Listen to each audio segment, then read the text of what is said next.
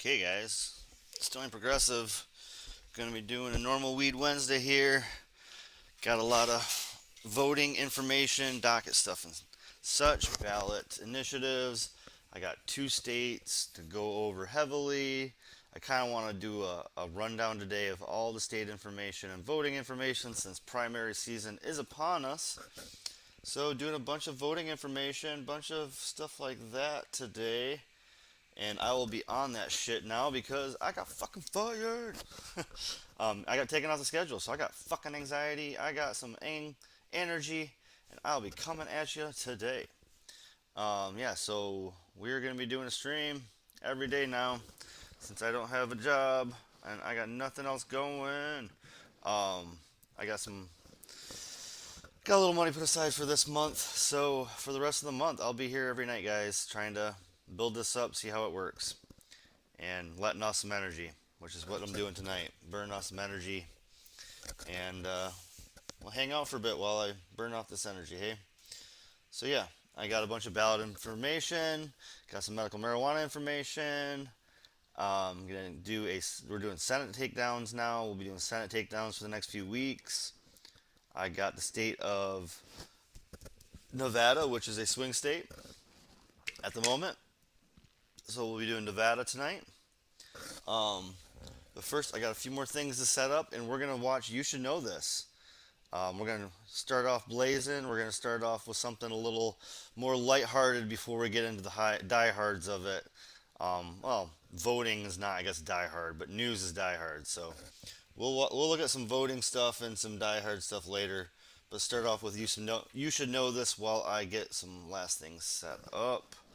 And while we wait for some people to join this latest fuck stream, happy St. Patty's Day, green and white, baby. Wear your green. Michigan State, wear your white. Can't wait for the tournament to start tomorrow. It'll be fun.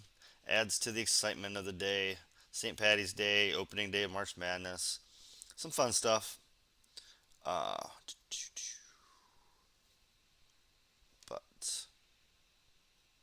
let's start out with You Should Know This, guys. All right. Hey, my name is Graham Elwood, and you're watching Political Vigilante. We're going to do an episode of You Should Know This. I'm going to grab a here whiskey with the host of Get Your News On with Ron Placone. Get your day on, guys. Hang on for a minute. Hello, Ron. So for those of you who've never watched this before, this is how You Should Know This goes down. It's like a little trivia game. It's fun. Ron is super knowledgeable about bands, and I am not. I'm super knowledgeable about movies, and Ron thinks they're all TV shows. I think they're all TV shows. Ron thinks everything is I a thought TV they were longer TV shows. Just one-off TV shows that were longer. I was like, well, this pilot never got picked up because it's too long. Who's going to pick up a 2-hour pilot? I know why this never got picked up for a season. All movies are just pilots that nobody bought. They're pilots that got sent to me randomly and nobody else. Oh, God bless you, Ron Placone. So how this game is played, Ron will say a line from a pretty popular song, and I'll try to guess it, and he'll give me hints, and then I'll say a line from a popular movie, and Ron will try to guess it. And so Ron will go first. I will turn off the chat so I do not see the chat. All right, Ron, what is your first You Should Know This? There's a saying old says that love is blind. Still, we're often told, seeking ye shall find. So I'm going to have to seek a certain lad I've had in mind.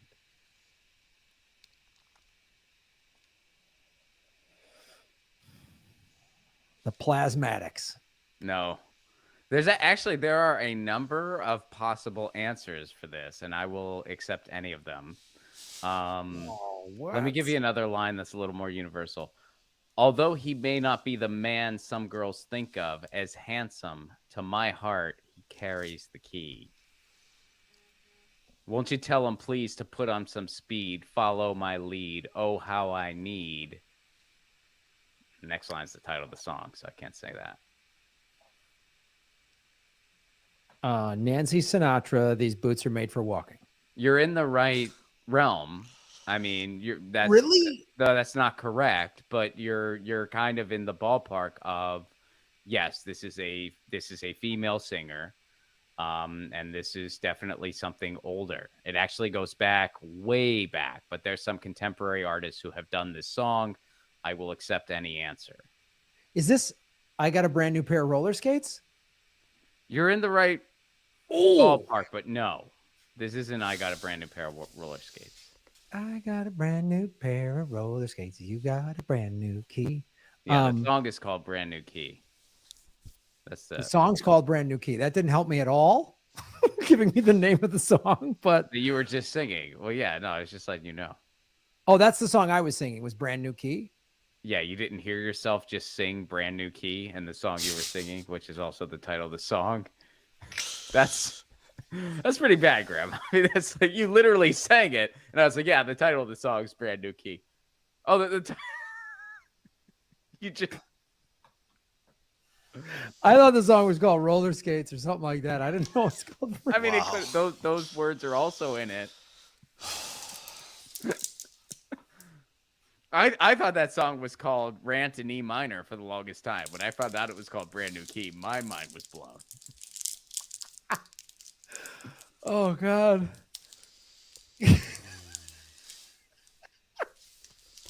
That's how bad I am with song titles. It's like I'll sing the song and not know the title, and I just sang it. All right, let me... I'm a little lamb who's lost in the wood. I know I could always be good. 2-1. And that would kind of give the title away. You've definitely heard this song. I'm a little lamb that's lost in the wood. 2-1. Think older. Think jazzy. This is not like a... Well, I mean, I guess you could make the argument it's kind of a pop song, but it's not... You know, like it's not like a pop radio song or anything like that. But you have for sure heard this song. It's not Janis Joplin, is it? No, we're going older than that. Although one of the answers is, one of the more contemporary answers was around during that era too. So this is like 50s music. This is like 50s pop music. This can be traced back as far back as the 20s, but it has been redone over the years. That's why I said that there's multiple answers you could have here. Oh my God, the 20s. Won't you tell him, please, to put on some speed? Follow my lead. Oh, how I need someone to call my own. Is that it? You had the first word. Someone someone to take. Clearly, you've heard the song. I mean, yeah, like you had the someone with a brand new key, right? Yes, you nailed it. Someone with a brand new key. By Nancy Pelosi. Good job. Ron, it's time for everyone to have a key to their own ice cream fridge, Ron. Ron, Nancy Sinatra has helped the Democratic Party, keeping the boots on the American people. The song is Ode to Ice Cream.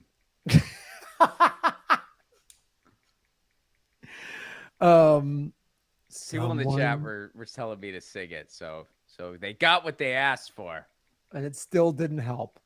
No, it helped. You started singing it, like you know this song. You have heard this song. Someone to care about me. Close. Someone to love.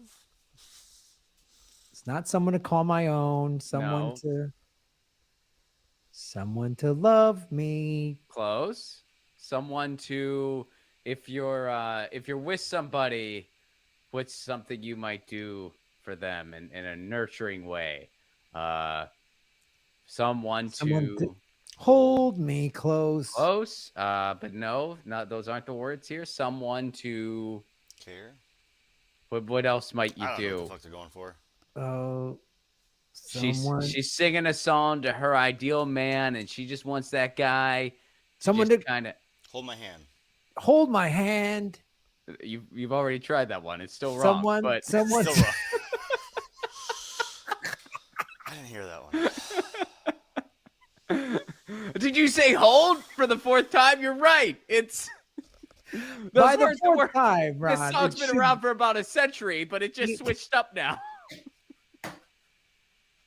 You never know, buddy. You never know. You sure it's not hold my hand, Hootie and the Maybe Blowfish. it Nailed it. Someone will hold my hand with a brand new key. There it is. Someone to Walk with me. oh my god, how no, you're so close. Someone to marry me. Someone to You carry had the, me. You had the right letter when you said walk, but it's not walk. Someone to welcome me. No. You know what you had Worship me. No, you know what? You had the first two letters. When you said walk, the first two letters, W and A. Someone to watch over Yeah. Yes. Someone to watch over me. me. Do you have any artist guess for that one? Judy Garland. No. That's the only people I know from the 20s. Well, don't there's have to get the other 20s, you can get contemporary anybody, answers. man. I mean, basically, the Anyone. two main answers you could give would be Linda Ronstadt or Ella Fitzgerald. But the song goes back. I mean, it was originally like a show tune. Yeah. Like it was some show tune. Like I think it was like a husband and wife duo. Like she sang it. I mean, I knew you. There was no way you were gonna guess like the original people because I didn't even. I would have had to look that up if you guessed that. But Linda Ronstadt, her version's the most famous one I know of, and Ella Fitzgerald crushed it with it too. So, yeah, a friend of mine sang that song yesterday, so it was on my mind. But yeah, it's a beautiful song, and plus International Women's Day was this week, so I figured I'd pull that out. It only took me about 27 guesses to get it. Man, it was kind of pretty quick, I guess. Kind of a quick. It wasn't bad. It wasn't bad. It wasn't bad. You had to give me the first two letters of the first. Well, I mean, you've done that for me before. What's another thing that's on the road? Garbage taxi. This absolutely was my garbage taxi. This was totally my garbage taxi. I mean, dude, it's kind of a quirky one. I mean, you for sure have heard that song many times before. There's no way you haven't. But yeah, I mean, it's not a song that might hit you right away. Well, it's the theme song to Garbage Taxi. It is someone to watch over me. Could be. That's why, That's they an made inside it joke creepy. for the It was band. a sweet love song, but then it's like you just see him driving around his taxi watching people. Hanging off the side of the garbage truck singing it. Someone to watch over. Garbage Taxi. Garbage Taxi. When are we writing that script? Okay, Ron. We got to do it, man. I feel like, pressure's on. Oh, it still should have been someone to walk with me or hold my hand. What did I say? Hold my hand 4 times? That still should have been it. Someone to hold. Yeah. I was like, nope, still not hold. But, that's still a guess. I mean, those are all good guesses. But, yeah. That's a beautiful song, man. I mean, I really liked Linda Ronstadt's, I think it was like the Who's Next album where she did that song. And then she did a bunch of other killer songs on that. And yeah, I love that album. I'll still occasionally just spin that. It's a great road trip album. Yeah. Just like Linda Ronstadt, Who's Next. I have it on vinyl. Yeah. Oh, of course you do. Man. Yeah, I have that one on vinyl. Of course you have it on vinyl. That's what are you gonna do? Can't take that in the car though. Well, it goes with our rice cooker. Oh yeah. That's right. We bring record player to rice cooker. Wow. These All guys right. are random as fuck. Let me go with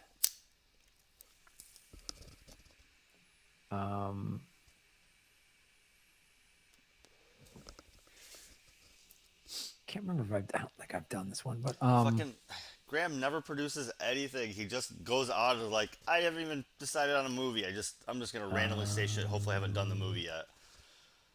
He doesn't produce anything. He just wings everything. It's so fucking okay. funny. He's a true just comedian. Just does this shit from knowledge. All right, let's go Produce with something, dude. uh Oh man, fucking pick your shit ahead of time. Good God, dude, come on. okay. Um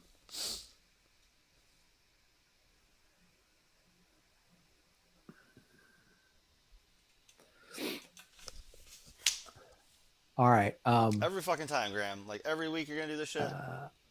Have you ever been to Utah? Or no? Do you ever get to Utah? Not as often as I'd like. Oh, I've heard this. If you ever get to Utah, not as often as I like. Wait, is that the Kevin Costner movie where he's dead? No, that's not it. What's the name of that movie? That movie, The Big Chill. Yeah, Big Chill. All right. For some reason, I was thinking Big Chill there, but no, that's not it. But Nope. you ever get to Utah? Not as often as I like. Shit. Give me another line. Um,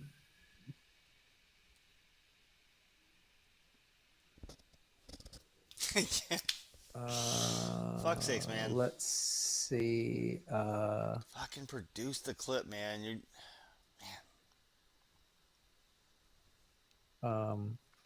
You must know this movie really well.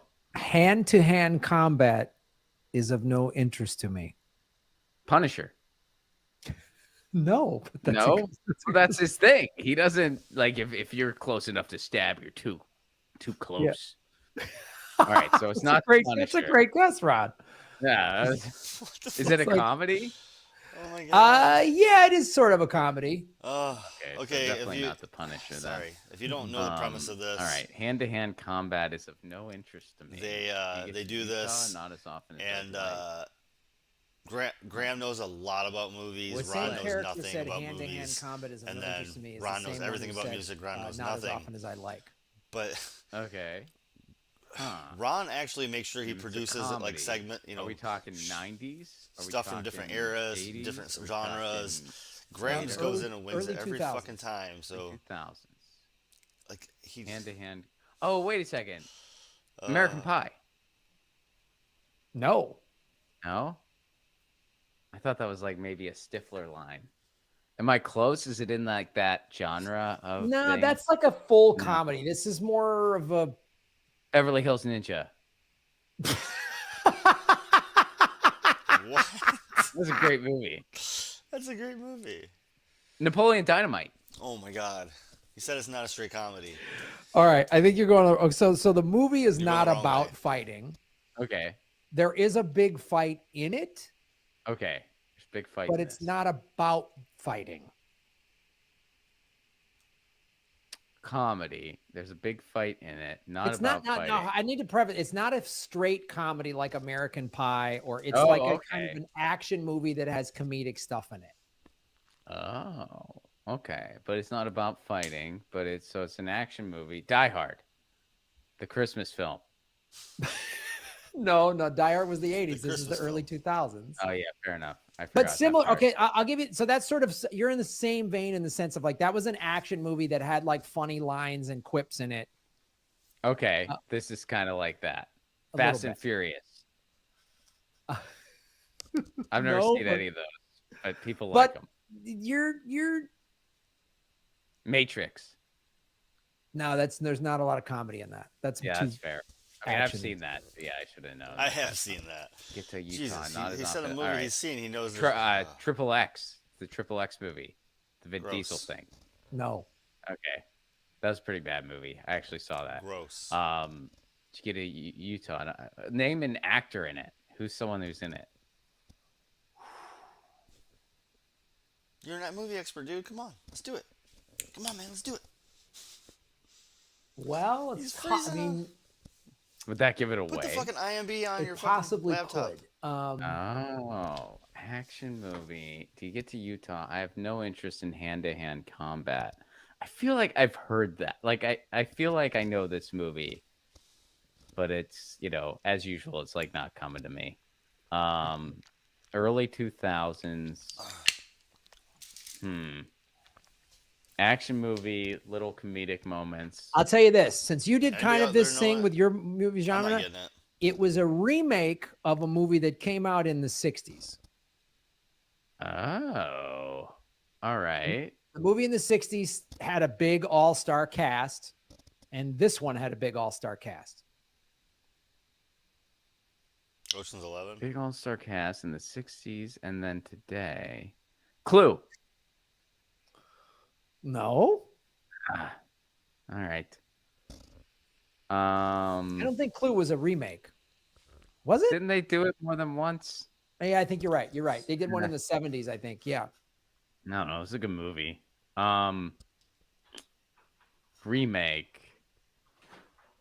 You get to Utah, not as often as I'd like. Action movie. 60s. Is it a superhero movie? No.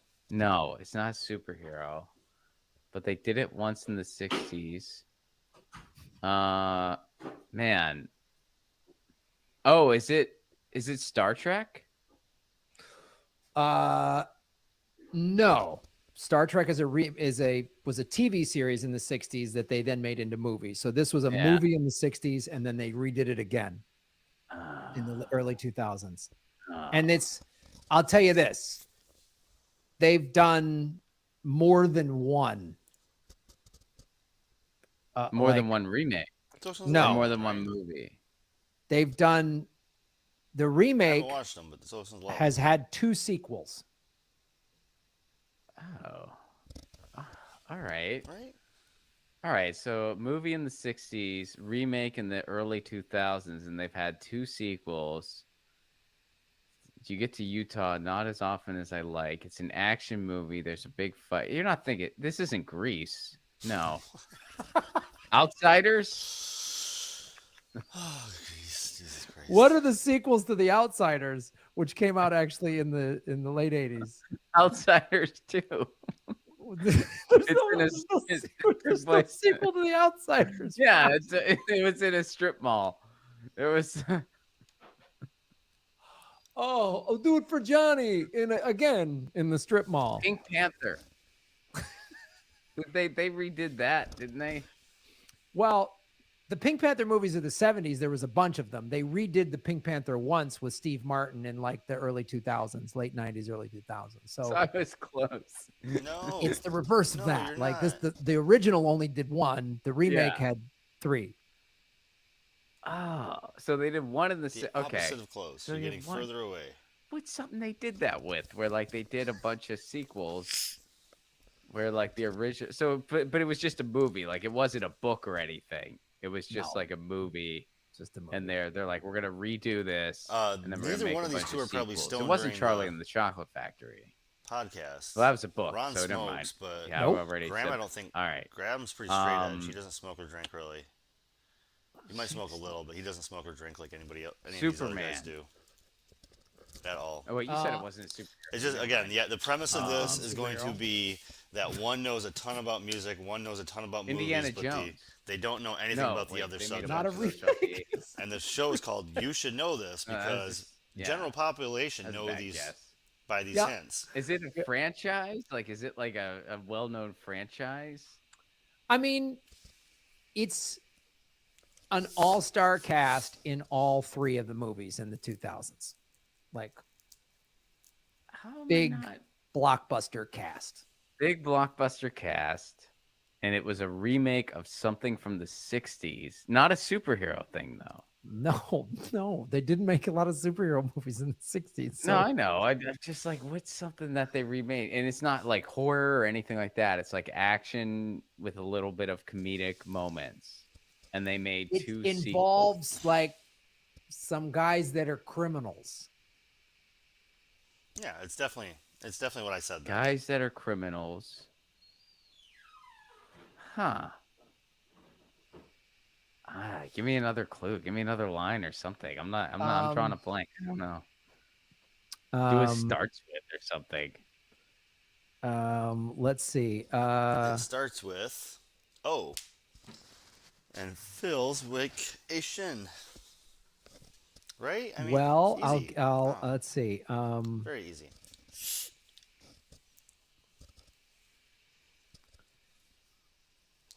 let's see. So he picked a movie he couldn't do a lot of one-liners from. Trying to think of another line Dude, you gotta do some research before you come on this thing. You're sure it's not Fast and the Furious? Let me produce It has a notes more for you. I'll reputable get some all-star cast than the Fast and the Furious movies. All right, I'll give you this. Shit. All right, I'm gonna give you this. Little butter on top of my flour. Well, all right. I'll give you one of the actors' names. Scott Conn. Oh, gonna give like the least known person in the fucking series. All right, I'm gonna smoke one more before we get on to some news for the day, guys. But I don't know. I think this is. I find this entertaining because I know movies like hit and miss, and I know music hit and miss, but it's very niche. And these guys both have very rounded stuff, so it takes me a minute to learn, or it takes me a minute to guess. I don't get it very quickly sometimes, That doesn't help me at all. but this one's easy. It This is doesn't do easy. anything. All right, Casey Affleck. Oh, okay. I feel like that nudges it a little bit. And they're the two least known of the big stars in the movie. So it's an all-star cast, and it's a remake of the remake from the '60s thing. Is wait, are you thinking Is it Mission Impossible? No. That was a remake, though, wasn't it? Yes, that was from a TV show that they made into a movie that they've done Okay. several of. These TV shows throw me off because I know you think they're all a everything's a TV movie. show. I get it. It's not James Bond. No, James Bond. There's no. Yeah, they're not really remakes, James Bond, but Right. It just kind of kept going. the original in the '60s had a group of guys that had a nickname. Group of guys that had a The Rat Pack? nickname. Their group had a nickname. They all hung out together. You could literally say it, and I don't think it'd help them out at The all. Rat Pack. Yeah. Yes, See? So the Rat Pack is in this movie, the He Rat doesn't know Pack it. is in the original. Yeah. and the movie's not called the Rat Pack. Is it called Rat Pack Driver? Garbage Taxi Rat Pack. Garbage Taxi Rat Pack. So they redid it. Outsiders. Why would you guess that twice? Like, there's Did no. I guess it already? Yes, you've already said Outsiders. Are you high? Like, what's going on? No, I'm just There's like no- running out of guesses. What? And you think the Outsiders is an all-star cast? I mean, I The guess Rat like Pack was. So right away, he goes, "Are you high?" But he gets the same thing 4 times. Graham's done it twice, and he gets, "What, are you high?" But Graham did it 4 fucking times. Come on, Graham. Oh, West You know Side who's in- Story. you know who They was in made- the Rat Pack, What about Frank Sinatra? right? And Yeah. I don't know. Who's the other people? Who else is in the Rat Sammy Pack? Davis actually? Jr., Sammy Dean Davis Martin, Jr., Dean Martin, and Joey then, Bishop. Yeah. All right. yeah, right. So That's Doesn't pretty help impressive. in the at all. Name them all real '60s, fast. those He guys, doesn't know especially movies. Doesn't Sinatra, help it. Dean Martin, and Uh, Sammy Davis Jr. were megastars. Right. Yeah. So who are megastars? Yeah.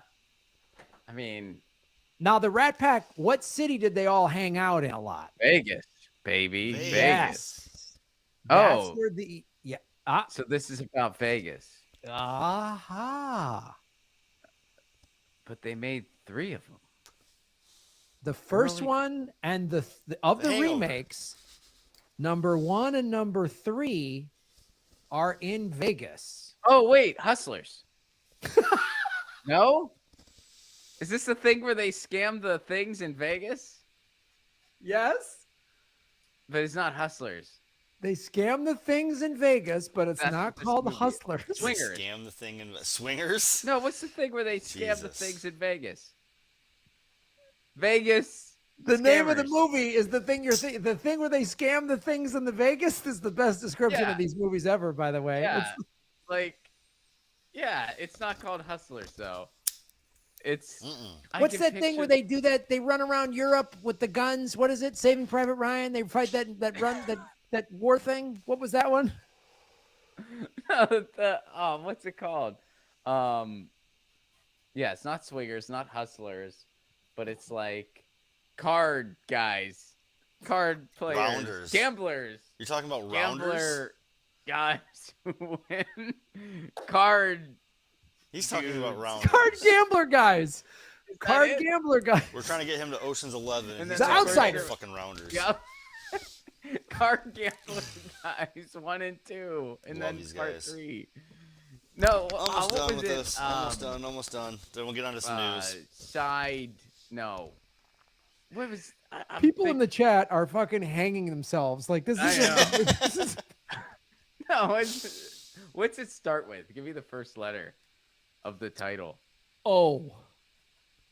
Outsider. Outsider Oh. gambler guys. Outsider gambler. Outsider outside of Vegas Outsider gambler. Vegas. Outer Vegas gamblers. Oh.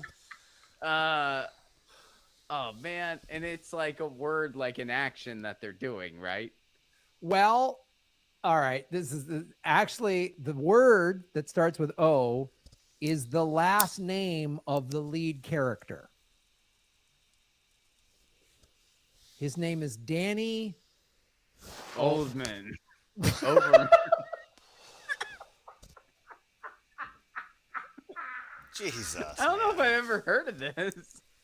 I guarantee you, I've heard you've of this. heard of this movie. I guarantee you've at least heard of it. Ron, I guarantee you. And it starts with O. Oh, it does. And it's about the Rat Pack. Well, it's not about the Rat Pack. The Rat Pack The Rat Pack played was these in it. guys in the original. Frank Sinatra played the lead character Danny O. Blank. O'Brien. So this is O'Brien's Gamblers. Gamblers. O'Brien's Gamblers. Yeah. There's a number in the title, Ron. There's a number. All right. So old 45's Rat Pack. Right?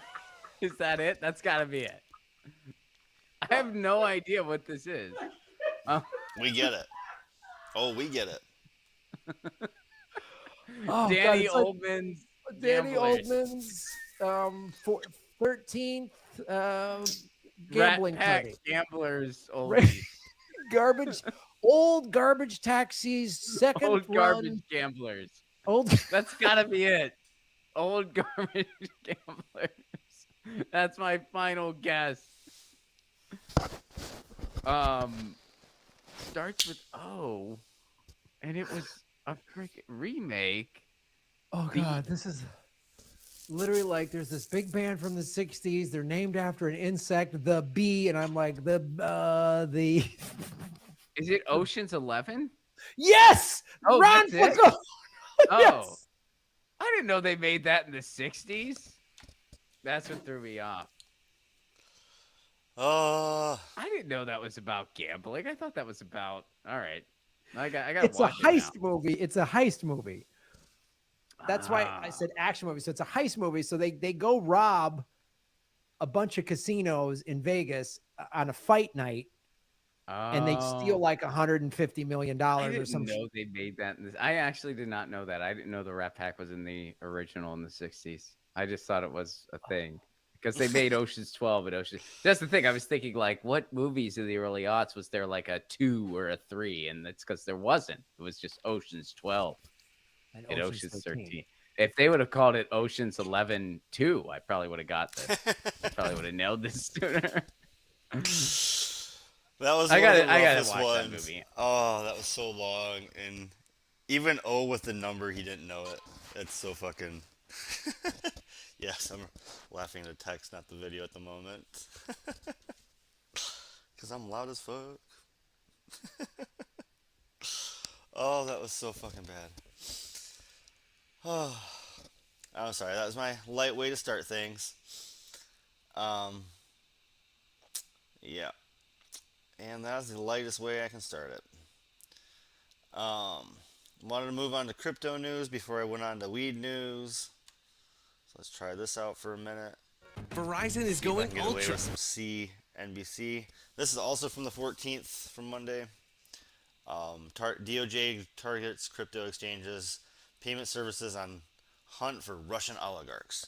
They're cracking down on crypto to catch those Russian oligarchs, guys. Crypto exchanges, payment services like Venmo and Cash App and financial institutions will be in its crosshairs as part of the hunt for oligarch assets. Robert Frank joins us right now with more on this. And Robert, this is upping the ante once again, trying to make sure that there's no way around these rules.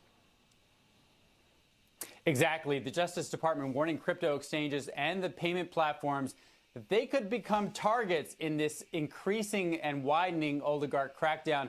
The new sanctions task force saying that banks and crypto exchanges that fail to maintain adequate money laundering policies will be in the crosshairs of this investigation.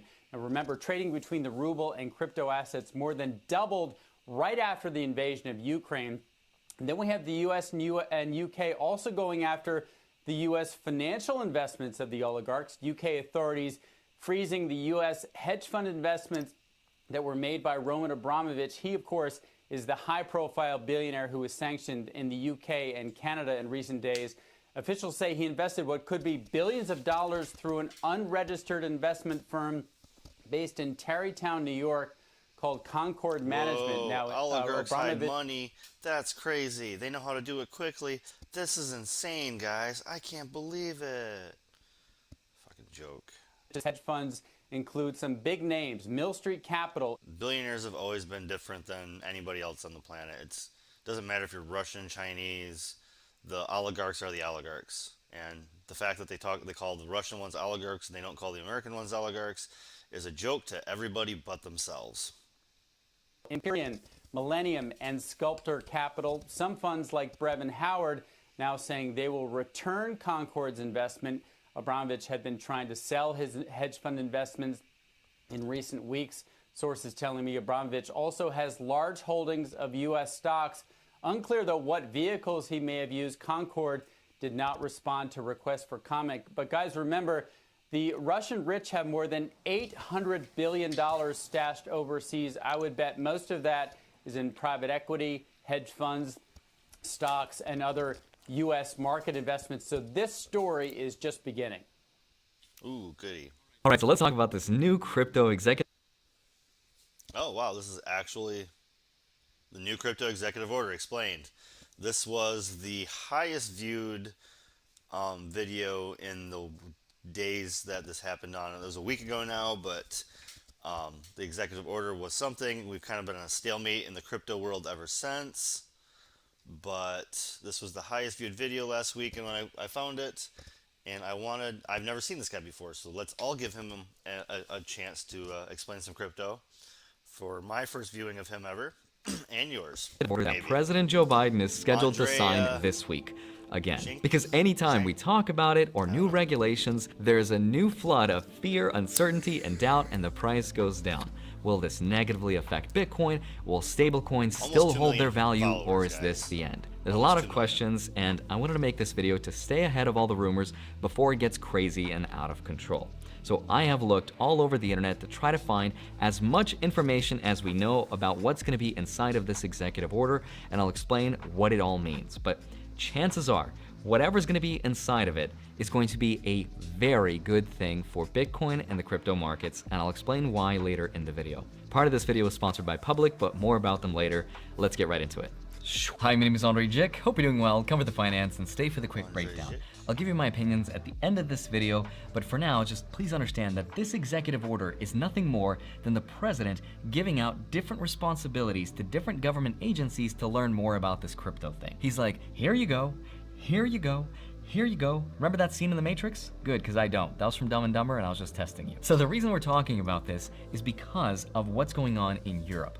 We placed sanctions on Russia, but we're afraid that Russia could be using crypto to bypass those sanctions. But what they don't understand is that's not exactly how crypto works. Imagine it like this. You're an older parent who doesn't understand how smartphones work, and you see your kid who's being a jerk to other kids at school. He's being a bully, so you're like, hey, go to your room. You're not allowed to play with your friends. You're not allowed to go outside. Just sit down and do your homework. And then you remember, wait a minute, they have smartphones. They're probably texting their friends right now and using my credit card to buy magic stones on Puzzle and Dragons. I must stop them. The smartphone in this case is obviously crypto, and that's what's going on in Europe. We place sanctions on Russia, but the US government is afraid that other foreign countries could also be using crypto to bypass those financial sanctions. And that's why the president wants to rush to get this out ASAP. Now, what they don't fully understand about Bitcoin, though, is that it can't replace the financial system of an entire country at scale just yet. If that was the case, Russia's economy wouldn't be collapsing as we speak right now. Also, if you're a country and you're trying to bypass financial sanctions, Bitcoin leaves traces of evidence, which would not be a good thing. Now, based on all the evidence that I've been able to find so far, this executive order is going to focus on 3 major parts. But first, I want to thank the sponsor of today's video, Public.com. It's an investing platform where you can buy stocks, funds, and crypto, and just recently, Otis joined Public. Now, Otis is the pioneer in fractionalizing NFTs, art, and collectibles. Fun fact, Otis was the first to fractionalize blue chip NFTs like CryptoPunks, which are like $300,000, and I cannot afford. So the average person will soon be able to own a fraction of it directly through Public. They've also enabled thousands of investors to own slices of assets like a Banksy painting, a pair of iconic sneakers worn by Michael Jordan, and so much more. Thanks to Otis joining Public, the average investor can now own these assets in their portfolio. Public also offers a web version of the app where you can follow other investors. You can even chat within the community feed and see what trends they're following. What I personally like about Public is that they put their investors first because they made a decision to not participate in the practice of payment for order flow, which means they don't sell your trades to market makers unlike other investing apps. Now, the Otis integration is coming soon, so don't forget to sign up and get up to $300 worth of free stock and follow the latest information about the partnership. Don't forget to click this link in the description below the video to get a free stock worth anywhere between $3 and $300 when you make an account and deposit some money. Thank you, Public, for sponsoring this part of the video. Now let's get back to it. The first part of the president's executive order is going to be to appoint the point man, meaning figure out which organization or which person is going to be between him and the crypto markets. The most interesting part about this is that a few parts of our government really want to get their hands on crypto, but not for the reasons you think. Crypto is money. Money is power.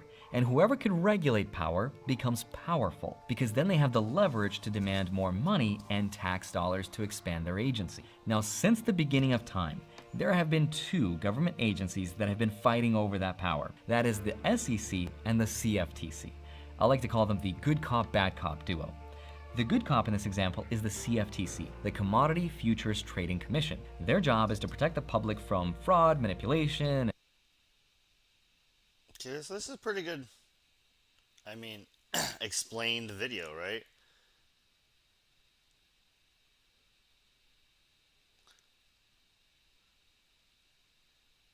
So yeah, this is pretty well versed in what he's explaining.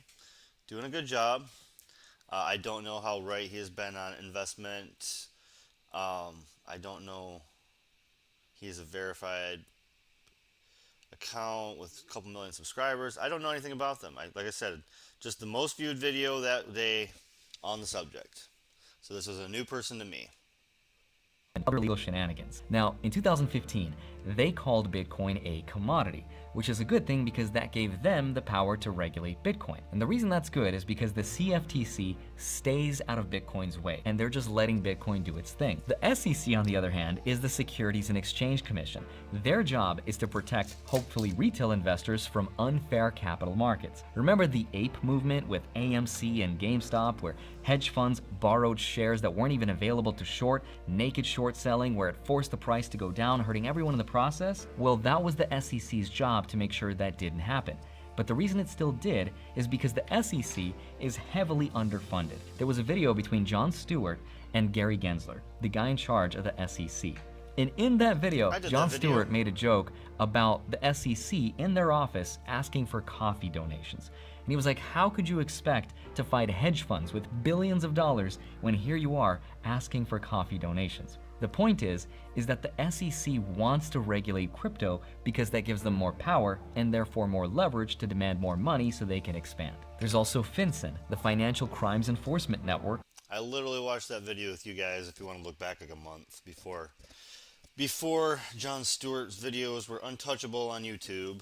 I might still do him on Twitch only, and soon to be Rumble and Twitch, but yeah, YouTube won't let me do Jon Stewart anymore. They say he's copyrighted because he's on Apple TV, and Apple TV is cracking down on YouTube.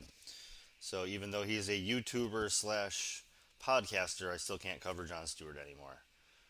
But I did cover that video like a month ago. Whose job is to make sure there's no money laundering going on, and the OCC, which is the Office of the Comptroller of the Currency, whose job is to make sure that banks are following the law. This executive order is going to be nothing more than telling those guys, you, and you, go put together some studies for me, and we'll figure out the details later. Nothing's going to happen. But there is one thing that will affect Bitcoin's price, and that's going to be the study on Bitcoin's impact on the environment. That's going to be the biggest difference between Bitcoin going to $100,000 and Bitcoin not going to $100,000. Full credit to Dennis Porter for pointing this out, but this executive order is going to ask agencies like the EPA, the Environmental Protection Agency, as well as the Office of Science and Technology Policy to closely look at Bitcoin's carbon emissions footprint. And there's going to be a huge push for Bitcoin to become what's called ESG compliant. That's environmental, social, and corporate governance. Now, this has been, for the longest time, one of the biggest boogeyman in Bitcoin, because Bitcoin has always had this bad rep about being wasteful and using too many resources for mining. But the question is, how much... Literally the very first NPR segment on crypto, that was what like their diagnostics was very wasteful and way too much energy, and that's the first thing they said. I give them credit, they did have like 18 minutes of that, and then they did have 2 minutes of a guy saying that actually, here, hold on. energy does Bitcoin actually waste?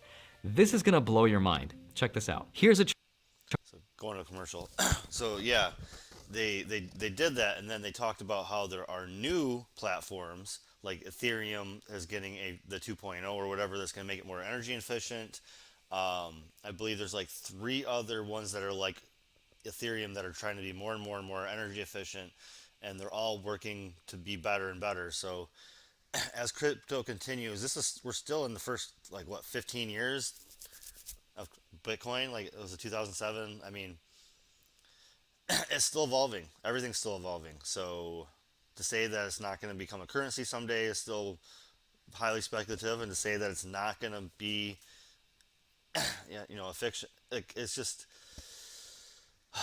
we're all very inefficient right now, and to call one thing inefficient is, it's not balanced, or it doesn't seem very educated to say that. output, which was 41 metric tons of CO2 last year. That was 3 times less than gold, 3 times less than the traditional banking system, 24 times less than air conditioners, and a whopping 48 times less than the airline industry. Now consider Bitcoin's utility for a moment, because Bitcoin is giving people economic freedom all over the world. People that are in some cases right now, as we speak, are fighting for their lives, literally. And that seems to be a little bit higher on the priority list of things than something like tumble dryers, which have a higher carbon emissions output, but no one is crying foul over that. The truth is, Bitcoin is an energy efficient machine which will constantly look for the most efficient and the cheapest energy, which tends to be clean energy anyway. So this will first appear as a problem which will eventually resolve itself, but that will depend on the environmental protection agencies to hopefully do a good job with unbiased research, but time will tell. Or lobbying will tell. Praying to the crypto whales to help us out. Something in my eye again. The last part of the executive order will most likely look at the stablecoin market, but most likely it's not going to commit to creating its own stablecoin yet, other than telling other committees to look at the finance subcommittees to look on the validity of the stablecoin committee to see if they want to commit. Basically, it's a nothing burger, so here are my overall personal thoughts. Personally, I'm excited about these regulations. Did you know that there are over 17,000 altcoins in the market? Anyone can copy and paste the code and just duplicate their own. Also, in 2020, there were roughly $7.8 billion worth of crypto that was stolen. In 2021, just last year, they scammed $14 billion. It's a growing industry. Every single day, I feel like, I get an email showing that someone sent Bitcoin to some unknown address pretending to be me. If you own an NFT, you were probably rug pulled at some point. It's like a rite of passage. There's no consequence for these people, but it would be nice if FinCEN could step in and make sure that we could regulate this space. It would also be nice if the OCC could work with banks so that we could custody our Bitcoin with them. It would be nice if we could just deposit our Bitcoin and know that it was insured in the same way that stocks are insured by SIPC insurance and cash deposits are insured by FDIC insurance. All of that would be wonderful because it stabilizes the crypto markets and it brings us one step closer to a spot ETF, which is the ultimate catalyst between Bitcoin being where it's currently priced and $100,000. But Andre, isn't Bitcoin supposed to be not regulated? No, that's missing the point. Bitcoin is a commodity that acts like a currency and also smells like a security. Which one is it? It depends on how you use it, and the government will soon find that out. For now, they have to appoint different committees and parts of the government to figure it out. Eventually, we'll have another sector in the stock market called blockchain technology, but that will take some time. I'm pretty excited. I look. Okay, well, interesting person. I will subscribe and take a peek at them later, I guess, right? Give credit where credit is due. That was a good explanation, slowly and basically enough for people who have a mild understanding of things. I don't think it's the if you've never seen anything about crypto before, it's probably not the best video you've seen, I'm assuming, but I've been following it enough, so that was good enough for me, right? Alright, so I wanted to go over this article to start, cannabis.net.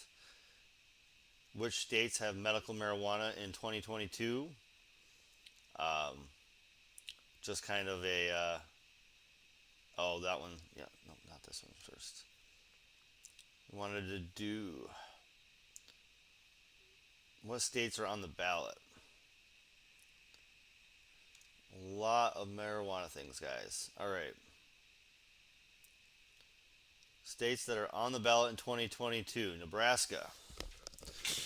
In Nebraska, patients and activists are getting ready for a big legislative push. Legalizing medical marijuana will appear on the 2022 ballot in Nebraska.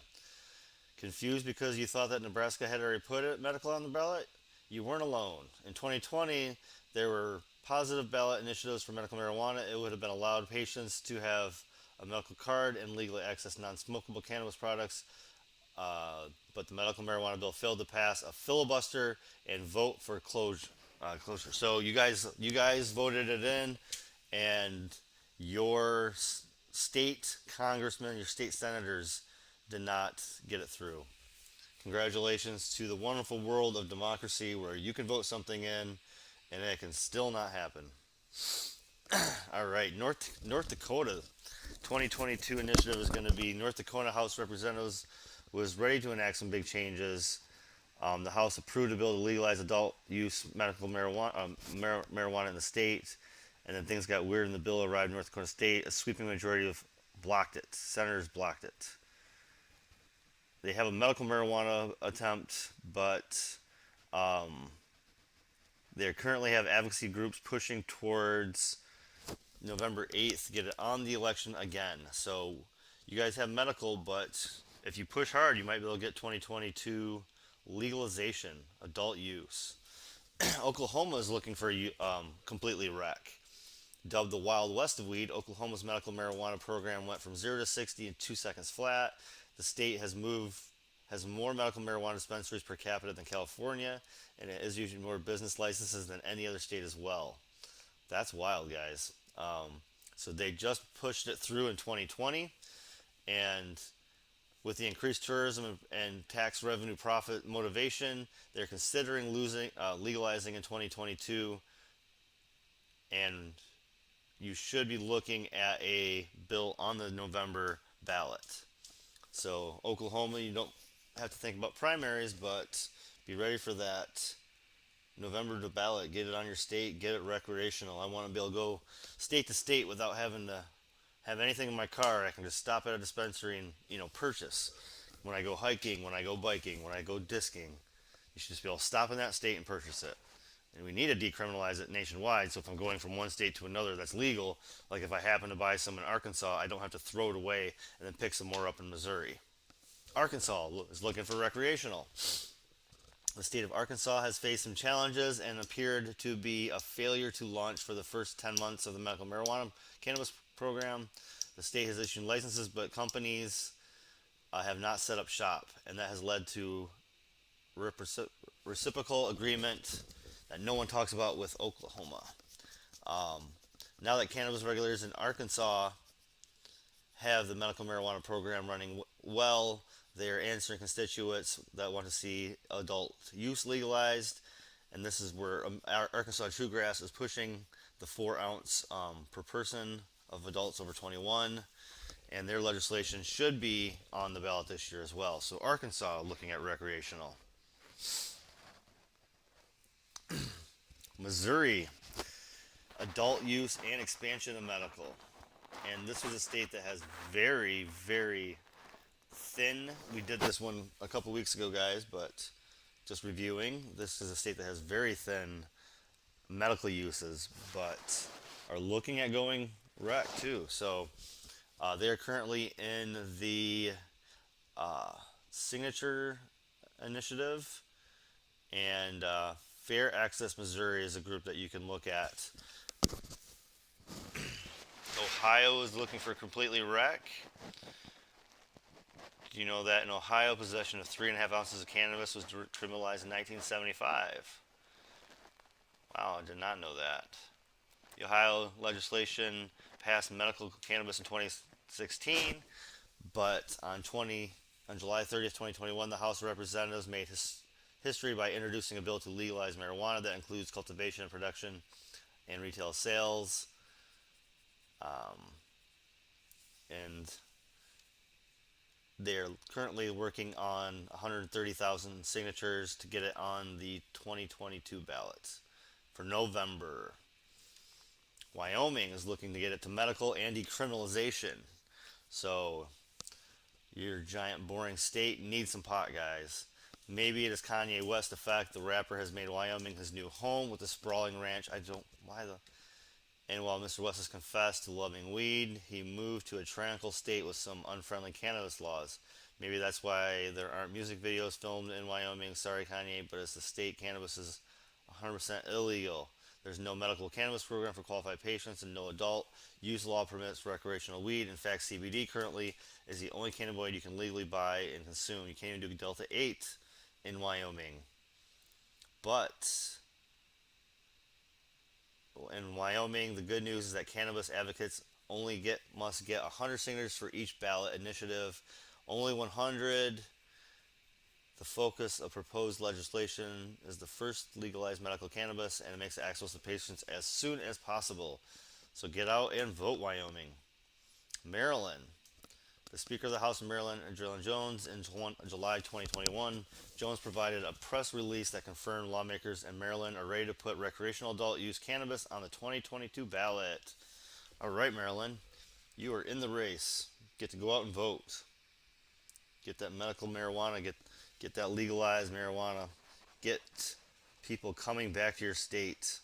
Voters, and the rest is going to be articles. So those were the handful of states that definitely have something on the 2022 ballots. Like I said, get out there and vote. We can take a quick look. States of primaries. So Texas just had their primaries, so I'm glad I did Texas first on my Senate takedown. That was lucky. I didn't even look at this yet. I apologize. I already did... Yeah, I've already done Texas, North Carolina, Florida. North Carolina, your primary is May 17th. Texas, March 1st. Illinois, June 28th. Indiana, May 3rd. Ohio, May 3rd. Nebraska, May 10th. West Virginia, May 10th. Kentucky, May 17th. Oregon, May 17th. Pennsylvania, May 17th. Idaho, May 17th. So yeah, that's May 17th, May 10th. That seems where we seem to get things kicking right when I'm hitting the road. So I hope everybody is... I will push all my stuff out before that. That'll be for sure. Georgia, May 24th. California and Iowa on June 7th, along with Mississippi, Montana, and New Jersey, New Mexico, South Dakota. The next week we have Maine, Nevada, North Dakota, South Carolina. The following week, Virginia. The following week, Colorado, Maryland, New York, Oklahoma, Utah. August 2nd, Arizona, Kansas, Michigan, Missouri, Washington, Tennessee. August 9th, Kentucky, Minnesota, Vermont, Wisconsin, Hawaii, Alaska. So, wow, I don't have it until fucking August 23rd is my primary. That's not great for me. I'm in Michigan at the time.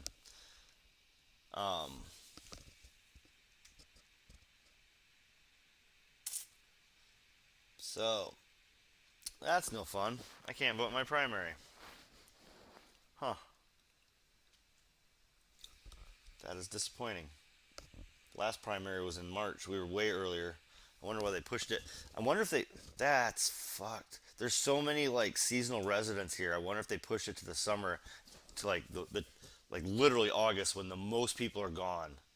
Like August 23rd, school hasn't started yet. People are not here. It's too hot, and it's hot or raining. So that's wild. They pushed it from March when everybody's here to August 23rd. What assholes. All right, well, that was informative. So there's our election news for the moment. Let's move on back to some global news. I'm going to start out with some George Galloway, just a short clip from George. And this one is what Tchaikovsky and Dostoevsky, who both died in the 19th century, have to do with the war on the 21st. The poor hirelings that worked for our occupation are continuing to be locked out of access to Britain and the United States, and the Afghan people, including those that worked for our occupation, are enduring a bitterly cold winter and starvation conditions. There's no one raising £100 million plus for them. There's no one lighting up the Eiffel Tower and Wembley Stadium in their colours. There are no police helicopters flying overhead in the colours of Ukraine. Brighton are not allowed to wear their away football strip because it's blue and yellow when they weren't away. The way in which this whole Ukraine crisis has been militarized has been a master class in war propaganda, in war psychosis. The banning of Dostoevsky, the banning of Tchaikovsky, the Philharmonic Orchestra in Cardiff cancelling their series of Tchaikovsky concerts. That is just insanity, people. That is insanity. These are classic.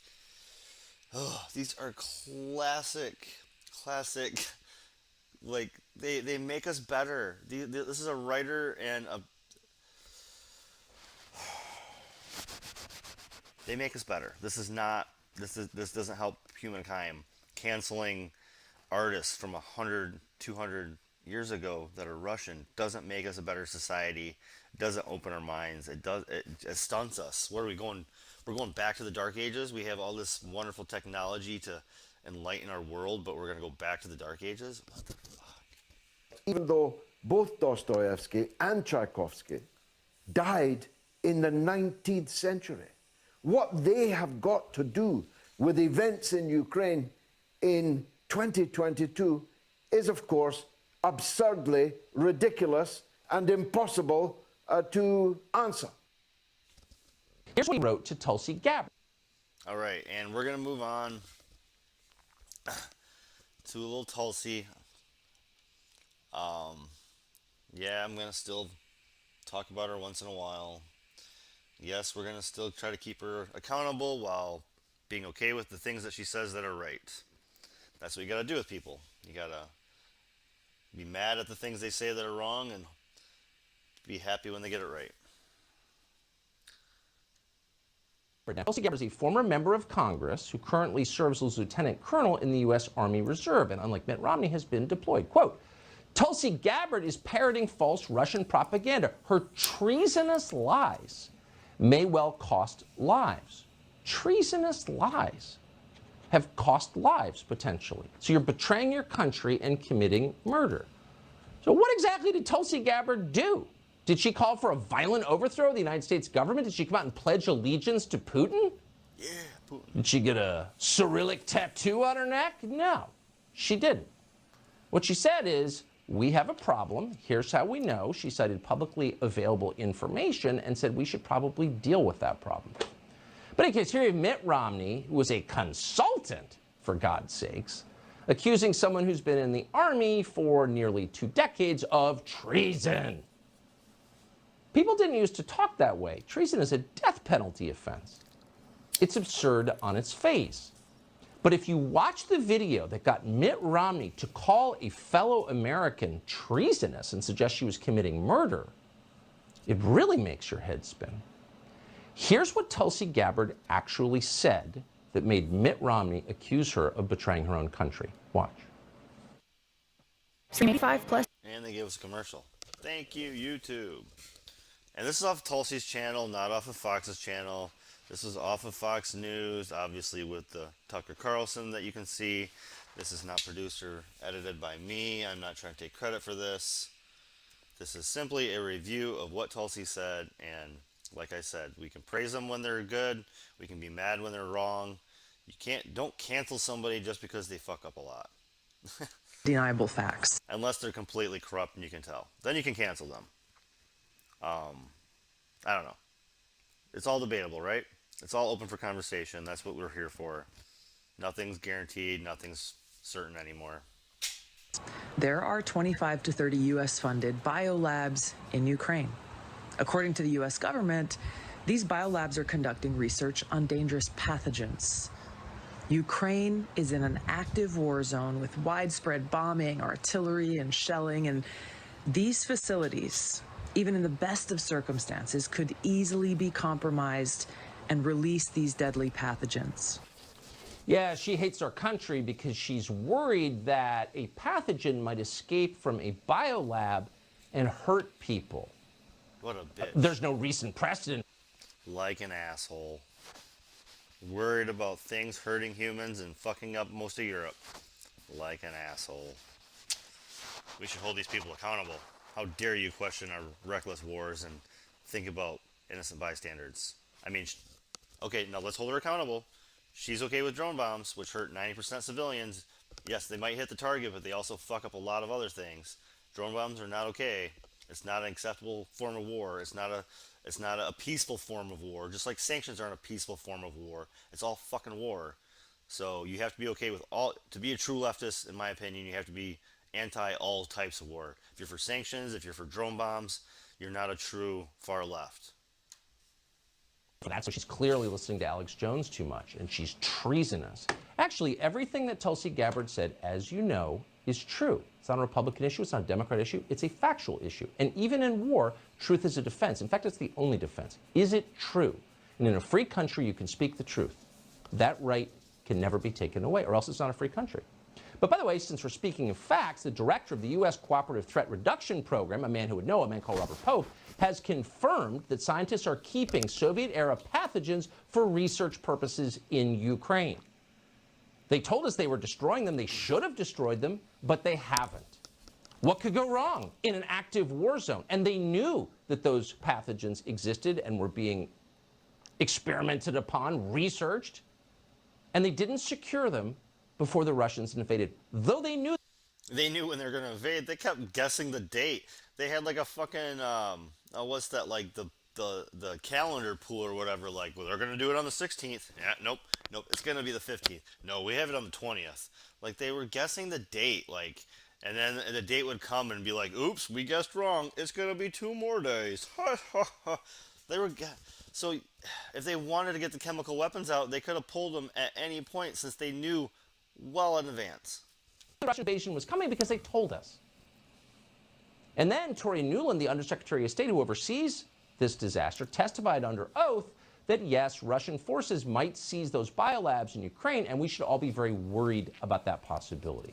Over the weekend, CBS News reported that Pentagon officials have confirmed that these biolabs in Ukraine are in fact conducting research on anthrax and other, quote, deadly pathogens. Pentagon official I talked to this morning said there is no movement of. And I want to know how, like, copywriting works in this, okay? Because I get hit all the time for freaking clips that I use that were, like, on TV, but I can use Fox News usually. But CNN or MSNBC, I seem to get hits. Now, here's Fox News showing a clip from CBS on TV, and yet they can do that. But if I say this is a Fox News clip and let's talk about it, I can be demonetized, or I can... It's such a weird... They're all buddies. They think that they're like, oh, I hate these guys. I hate these guys.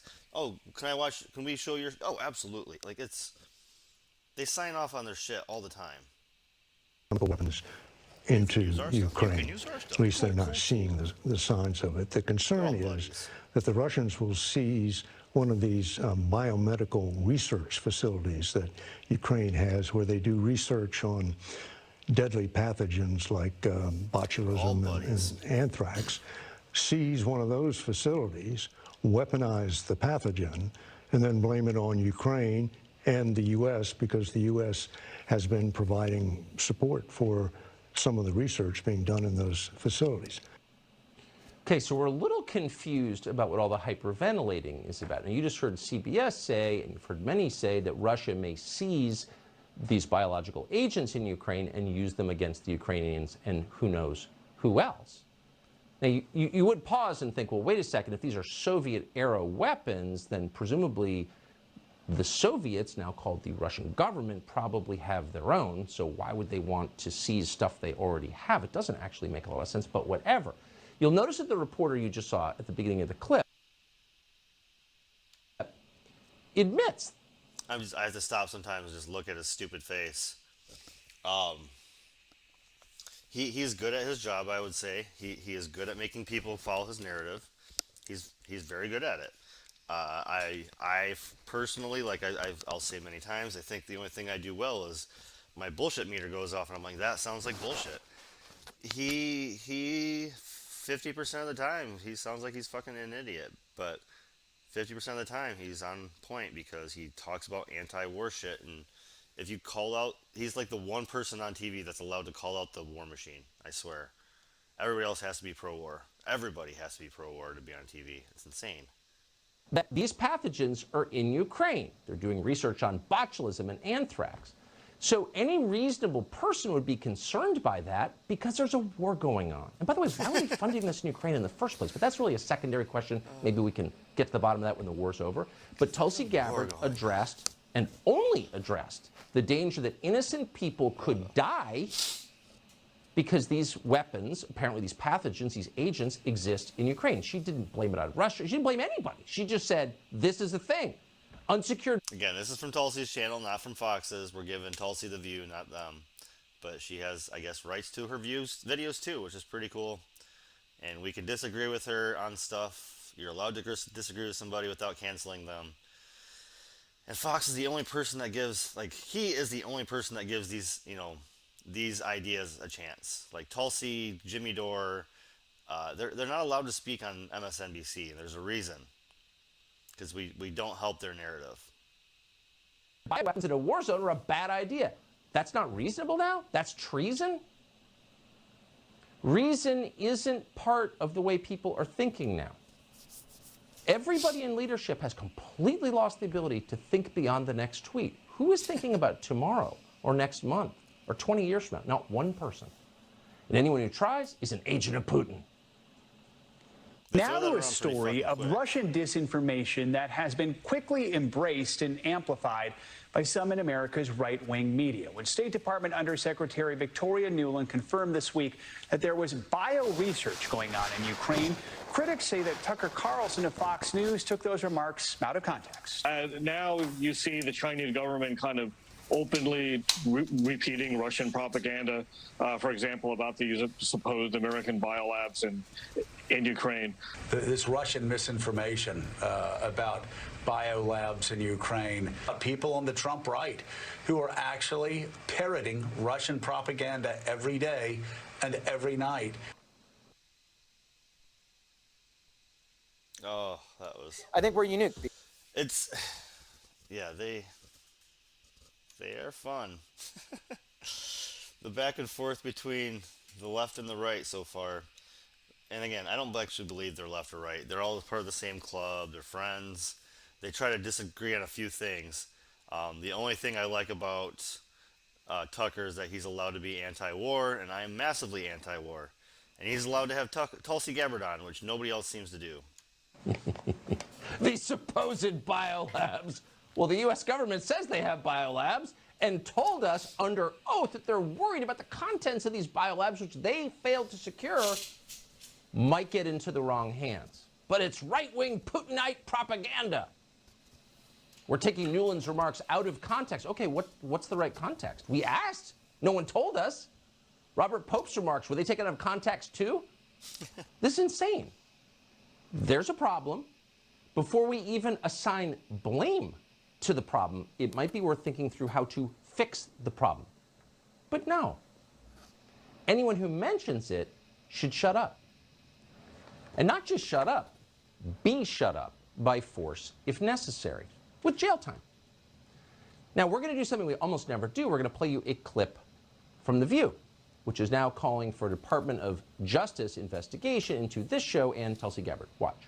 What Tucker Carlson parrots every night on Fox News, what Tulsi Gabbard is spreading, is actually helping. Again, I can't believe all the shit I'm going through in this clip. I am watching Tulsi Gabbard's channel. Nothing to do with The View, nothing to do with Tucker. We're going to give Tulsi the view on this. I can't believe we're watching all this shit on one Tulsi clip. But entertaining. Are you not get away entertained? with criminal acts against innocent Ukrainian civilians. And I think DOJ, in the same way that it is setting up a task force to investigate oligarchs, should look into people who are Russian propagandists and shilling for Putin. That's being, if you are a foreign asset to a dictator, it should be investigated. In fact, I remember when Tulsi Gabbard, and I even hate that we're discussing it because I think to myself, who is this woman? How do you not call out something that is repeating false Russian propaganda that has been brought down? They used to arrest people for doing stuff like this. Really? They used to arrest people for saying stuff like this. When did they arrest people for saying stuff like this? And who is they exactly? Well, the former Karen Elaine Johnson didn't tell us. She kept it vague because that way it's a lot more threatening, and maybe you will shut up. And again, we hesitate to show clips from that show. It's an IQ killer. But we're making an exception tonight because The View is not alone. A lot of people sound like this. And it's one of these processes where it sounds insane. For sure, I can't believe they said that. And then over time, what sounded crazy the first time you heard it sounds a little more normal. And then 3 weeks into the war, it sounds like probably pretty necessary. Keith Olbermann is always at the cutting edge of things like this. He was watching The View today, doesn't have a lot else to do, and he responded to that segment by writing this on Twitter. They, us, are Russian assets, and there is a war. There's a case for detaining them militarily. Trials are a sign of good faith and patience on the part of democracy. So we're at war with Russia. We must send you to the gulag because freedom. Because a democracy, the one thing democracy doesn't have patience for is dissenting views from its own citizens, particularly citizens who sincerely hope and pray for the best for their own country. Those people must be imprisoned militarily. Tulsi. Metaverse. K-pop? Does not. Wow. He's the only one that talks it, guys. I hate him as much as most, but the only one that talks it. Let's see what the other side is thinking, I guess, while we're doing this. Let's stay right. This is possibly former Libertarian Republican now. Seems to be on the DeSantis train. Ugh. But Luke of Weir change and see how the alt-right, or so you might want to say, is looking at this nowadays. I just came. Now he's attacked the sovereign Haitian of Ukrainian. Here's Vice Koala Principal Harlip to break it down for you. Hi, it's Kamala Harris. How you doing? Hey, girl. So Ukraine is a country in Europe. It exists next to another country called Russia. Russia is a bigger country. Russia decided to invade a smaller country called Ukraine. So basically, that's wrong. Okay, team, I'll let you get to work. Try to have it solved by the end of the weekend. Wait, sir, what's the plan? I just told you the plan. Fix it. Get it done. So the plan is there's no plan. Sir, you built a secret bunker, gathered people with very limited skills, and now expect them to fix the Russian invasion of Ukraine by the end of the weekend. That makes absolutely no sense whatsoever. Oh, shut up, Ben. With leadership like that, who needs to worry about what else is happening in the world? Right? Welcome back, beautiful and amazing human beings. This is Luke Radowski here of WeAreChange.org. And oh man, just when you thought things couldn't get any more tumultuous, any more insane, here we are today with some absolutely crazy news coming from the world stage that of course we're going to be breaking down in this video, as there are major bombshells worth considering, talking about, especially when it comes to the petrodollar and the financial situation that you are going to be left dealing with. Lots of military strikes, not just in Ukraine, but also in Iraq. And again, we're going to get into that, plus a lot more, all the latest news. But before we do, the clip that we played in the beginning of this broadcast is by the amazingly talented Kyle Dunningham in his latest series of Fresh Prez of DC. And his 12-minute video is absolutely incredible. We played a small portion of it in the beginning of this broadcast. If you want to watch the full video, definitely click the link down in the description below. He is definitely worth a subscription. And you should definitely watch this video after watching our video. Seriously, though, comic genius. He should have millions of views. And at least during these difficult times, we have the possibility to laugh because of the comedy that he is releasing. And we're going to need to laugh a lot more, especially with how crazy things are getting, how crazier they will get, as of course what's coming our way is going to be overwhelming for a lot of individuals, as already Amazon, a major corporation in the United States, has decided that it will be relocating thousands of their employees from a major city area, Seattle, because of the surge of crime that has been going on in that heavily Democratic urban area that, according to Amazon, has endangered their staff to the point where they are literally relocating thousands of them to alternative office spaces away from the city. Amazon officially even saying, quote, "We are hopeful that conditions will improve and that we will be able to bring employees back to this location when it is safe to do so." And you could definitely expect big cities and major urban areas to only get more unsafe as time goes on, as of course it's becoming more and more expensive to live. The price of commodities have gone up, the price of food has gone up, the price of energy has gone up, and expect those prices to go even higher from here, especially with the failed policies from the Biden administration and, of course, many other big top-down centralized democratic policies and governments that are trying to control every aspect of your existence. The economy is being destroyed, the rich are becoming richer, the poor are becoming poorer. The more people that become poor, the more expensive life becomes, the more crime you could expect, and with inflation numbers as high as 10% officially. And if you live in an urban area, it might be time to consider some of your choices, as of course these are the official inflation numbers, as of course the unofficial numbers are probably a lot higher than this. But don't worry, this administration, this government that you are financing and paying for, where all the taxes, regulations, and rules that are literally siphoning away wealth to them, have this all under control. They are taking your money and they're buying TikTokers with it to blame everything on Russia. Yes, this major problem created by government is going to be solved with TikTokers now blaming everything on Russia. I am not kidding you, as of course the White House has just launched an official policy where they will be working with TikTok influencers, paying them tens of thousands of dollars to literally release their PR propaganda talking points in order to try to convince the young people of this country that inflation, the soaring gas prices are all on the hands of Russia and no one else. And even though They're partly responsible, sure, but that's extremely insignificant to what's been building and what we've been warning about for years now, especially when it comes to the disastrous policies instituted by this Biden administration that I would say deliberately crashed and destroyed your financial future. Your savings going away, being obliterated, your money that you worked so hard to achieve, to get, to gather, well, all of that is literally being eviscerated right in front of your eyes, as of course we have insane money printing, money borrowing. Alright, blaming this on Biden is fucking stupid. Blame it on the freaking Democratic oligarchs or something. Don't blame it on one person. Reckless spending on government policies that literally are financing TikTokers to release their propaganda talking points. Yes. And hey, as you're finding it harder and harder to make ends meet, as you're finding it more difficult to buy food for your family, to be able to eat, to be able to have a healthy lifestyle, at least you have TikToks like this that you paid for and financed. Look at the price of gas now!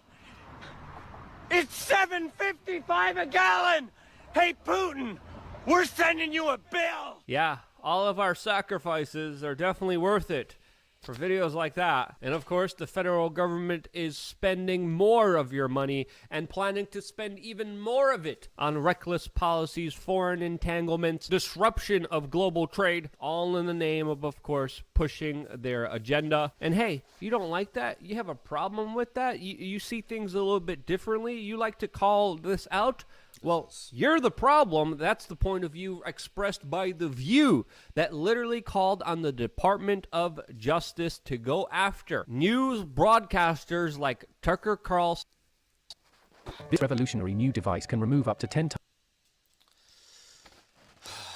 I like his reporting. I don't care about his opinion. I don't know. That's how I feel about him.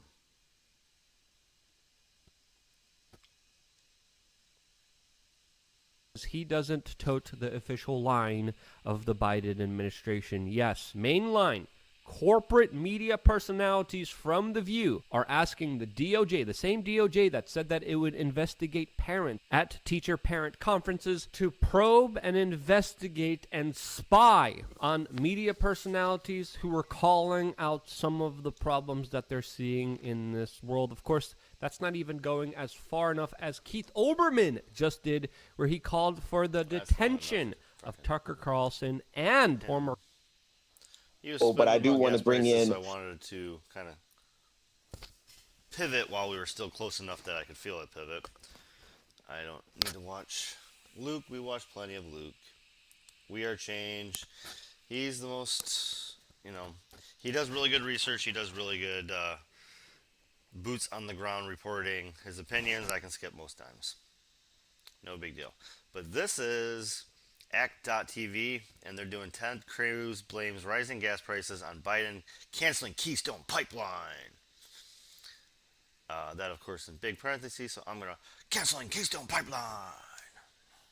This next story you wanted to talk about, and we talked about with Rebecca, over in Like It or Not, the price gouging aspect of oil prices. I want to play a clip of Ted Cruz, Senator Ted Cruz from the state of Texas, who is now blaming the gas prices on Joe Biden canceling the Keystone Pipeline. It's an absurdity, but here's the clip. Let's take a look in. Craziness. If you look at how Joe Biden started his presidency, he started it with a war on U.S. oil and gas. President Biden tried to say this week, the increase in gas prices is due to Putin. I understand the Russians are the favorite talking point for Democrats. We spent 4 years under Trump hearing Democrats say Russia, Russia, Russia, and now the Biden White House wants to say all of the disaster of inflation, that's Russia's fault too. The one problem is the facts. On day one as president, Joe Biden canceled the Keystone Pipeline. Let's be Dr. Mack, there you go. So let's be clear here. And I want folks to just use common sense here, right? So think about American society pre-pandemic, the number of people that were driving, the amount of fuel that was being used all over the world. When the pandemic hit, let's call it Mother Earth protecting herself. we saw images from satellites that showed pre-environmental conditions. And we saw those same satellite images because now nobody is driving how Mother Earth started cleaning itself up. But let's just think about it from a supply and demand standpoint. When the pandemic hit, we saw images from New York City, one of the busiest cities in the world. Nobody's on the street. We saw images from Las Vegas, nobody on the street. Hell, all of us could walk around anywhere in our respective cities and see that nobody was driving. Think about how much fuel, how much oil was not being used during that time. That's right. And think about for how long nobody was driving. And even today that we're, quote, coming out of this pandemic, there are still so many people who are still working from home. So we are not using today as much fuel as we used pre-pandemic. So from a supply and demand standpoint, what happened with all that oil? They were having oil tankers come here and they had no place to put it because the reserves had been built up to max limits. So now all of a sudden we're in a... Exactly. Like oil was so cheap like a year ago that we couldn't give it away. Like the barrels, they didn't lower the price that ridiculous for us, but it was literally like negative $10 for a, meaning that they could, how? What has been going on for 16 days? It's not only Putin's fault that this is happening, but it is capitalistic America's fault. Shell, Exxon, the refineries, Wawa, Sunoco, all of these people are absolutely gouging. You are never going to convince me that with this glutton of oil supply that we have, that now all of a sudden after 14 days, the demand has skyrocketed it that much in comparison to the supply.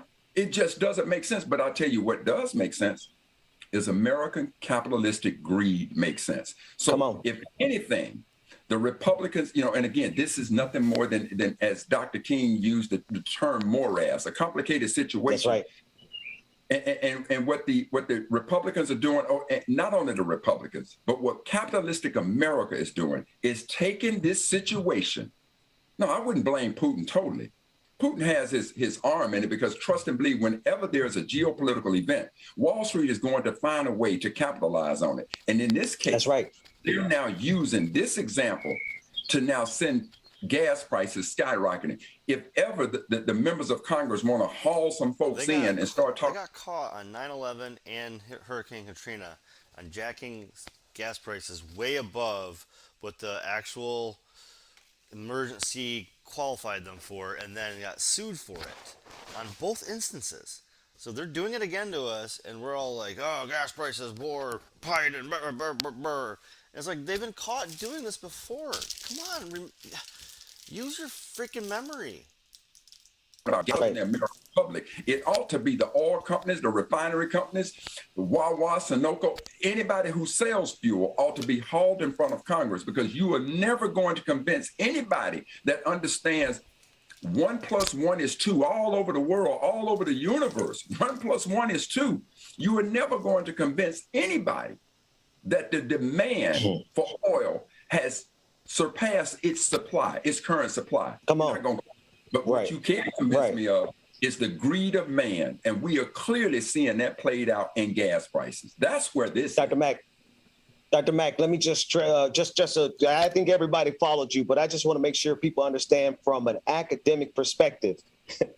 When your demand is lower than your supply, when you have more supply than you have demand, your prices go down. The problem is that they're not used to people actually being able to debunk them in real time. Ted Cruz was used to being able to have an ignorant enough audience to be able to get away with that. I want to play a clip from former Obama economic advisor Robert Wolf, who took Ted Cruz to task and made it even more plain. Let's take a listen. All right, so if that's not going to happen, Robert, perhaps, as Peter just reported, perhaps opening up the Keystone pipeline is not off the table for this White House. What did you take away from that? I think XL is off the table. Let's recall a few things. One, it's the worst type of oil you can have. It's tar sands going from Alberta to the Gulf of Mexico. It wasn't going to really change anything to do with our oil supply. It was to export from the Gulf of Mexico. Also recall that under President Trump, well, let me just fit. Okay, it's not actually debatable. Damn, that's not actually debatable. It has nothing to do with oil fields. It's a pipeline, and it was going to end at the Gulf of Mexico. That's a fact. You should look it up. And with respect to President Trump, as Stephen will tell you, only 10% of it was even done under his 4 years. So it's not about XL. It's about how do we become energy independent. I've always been supportive of the all-in energy approach for actually 10 years now. It's interesting, Steve, because Robert... She was just waiting for she's waiting for her producer to let her attack. Like, that was... making the case that it's regional, and the White House is making the case that oil prices are global. So if we increase the overall oil output...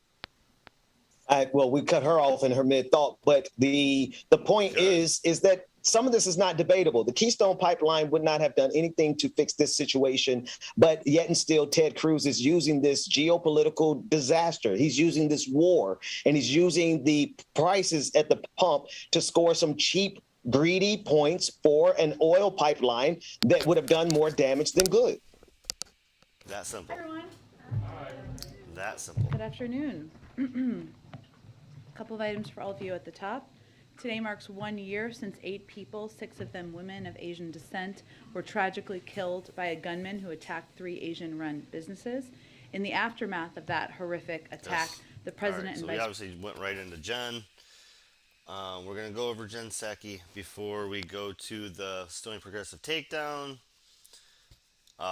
We'll move into Congress from the White House, right? So, going to watch the first half or so of Jen Psaki's press conference from today. Always good moments, always fun moments, always anger and snarkiness, and it's just... The president traveled to Atlanta to meet with leaders of the Asian American community and hear about the pain and fear that too many Asian Americans have felt since the beginning of the COVID-19 pandemic. Close scrutiny for potential war crimes. I know this is your 200th briefing.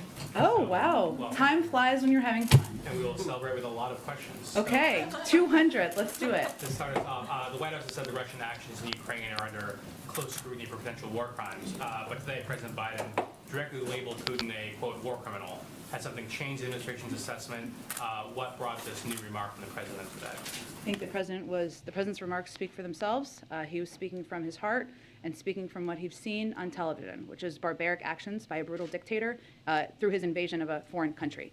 There is a legal process that is underway. Actually, I usually watch it about 1.5 to 1 3/4, but we're gonna check out Jen and Speed because, like I said, we're gonna try to get through about half of this. At the State Department, that's a process that they would have any updates on. So another question on the military assistance.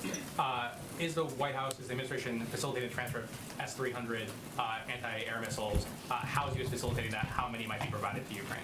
Well, let me just provide to you, as I've educated myself a little bit on weapon systems over the past few days, I thought this might be helpful to you. So S-300s are anti-aircraft systems. We are providing Stingers, are also anti-aircraft systems.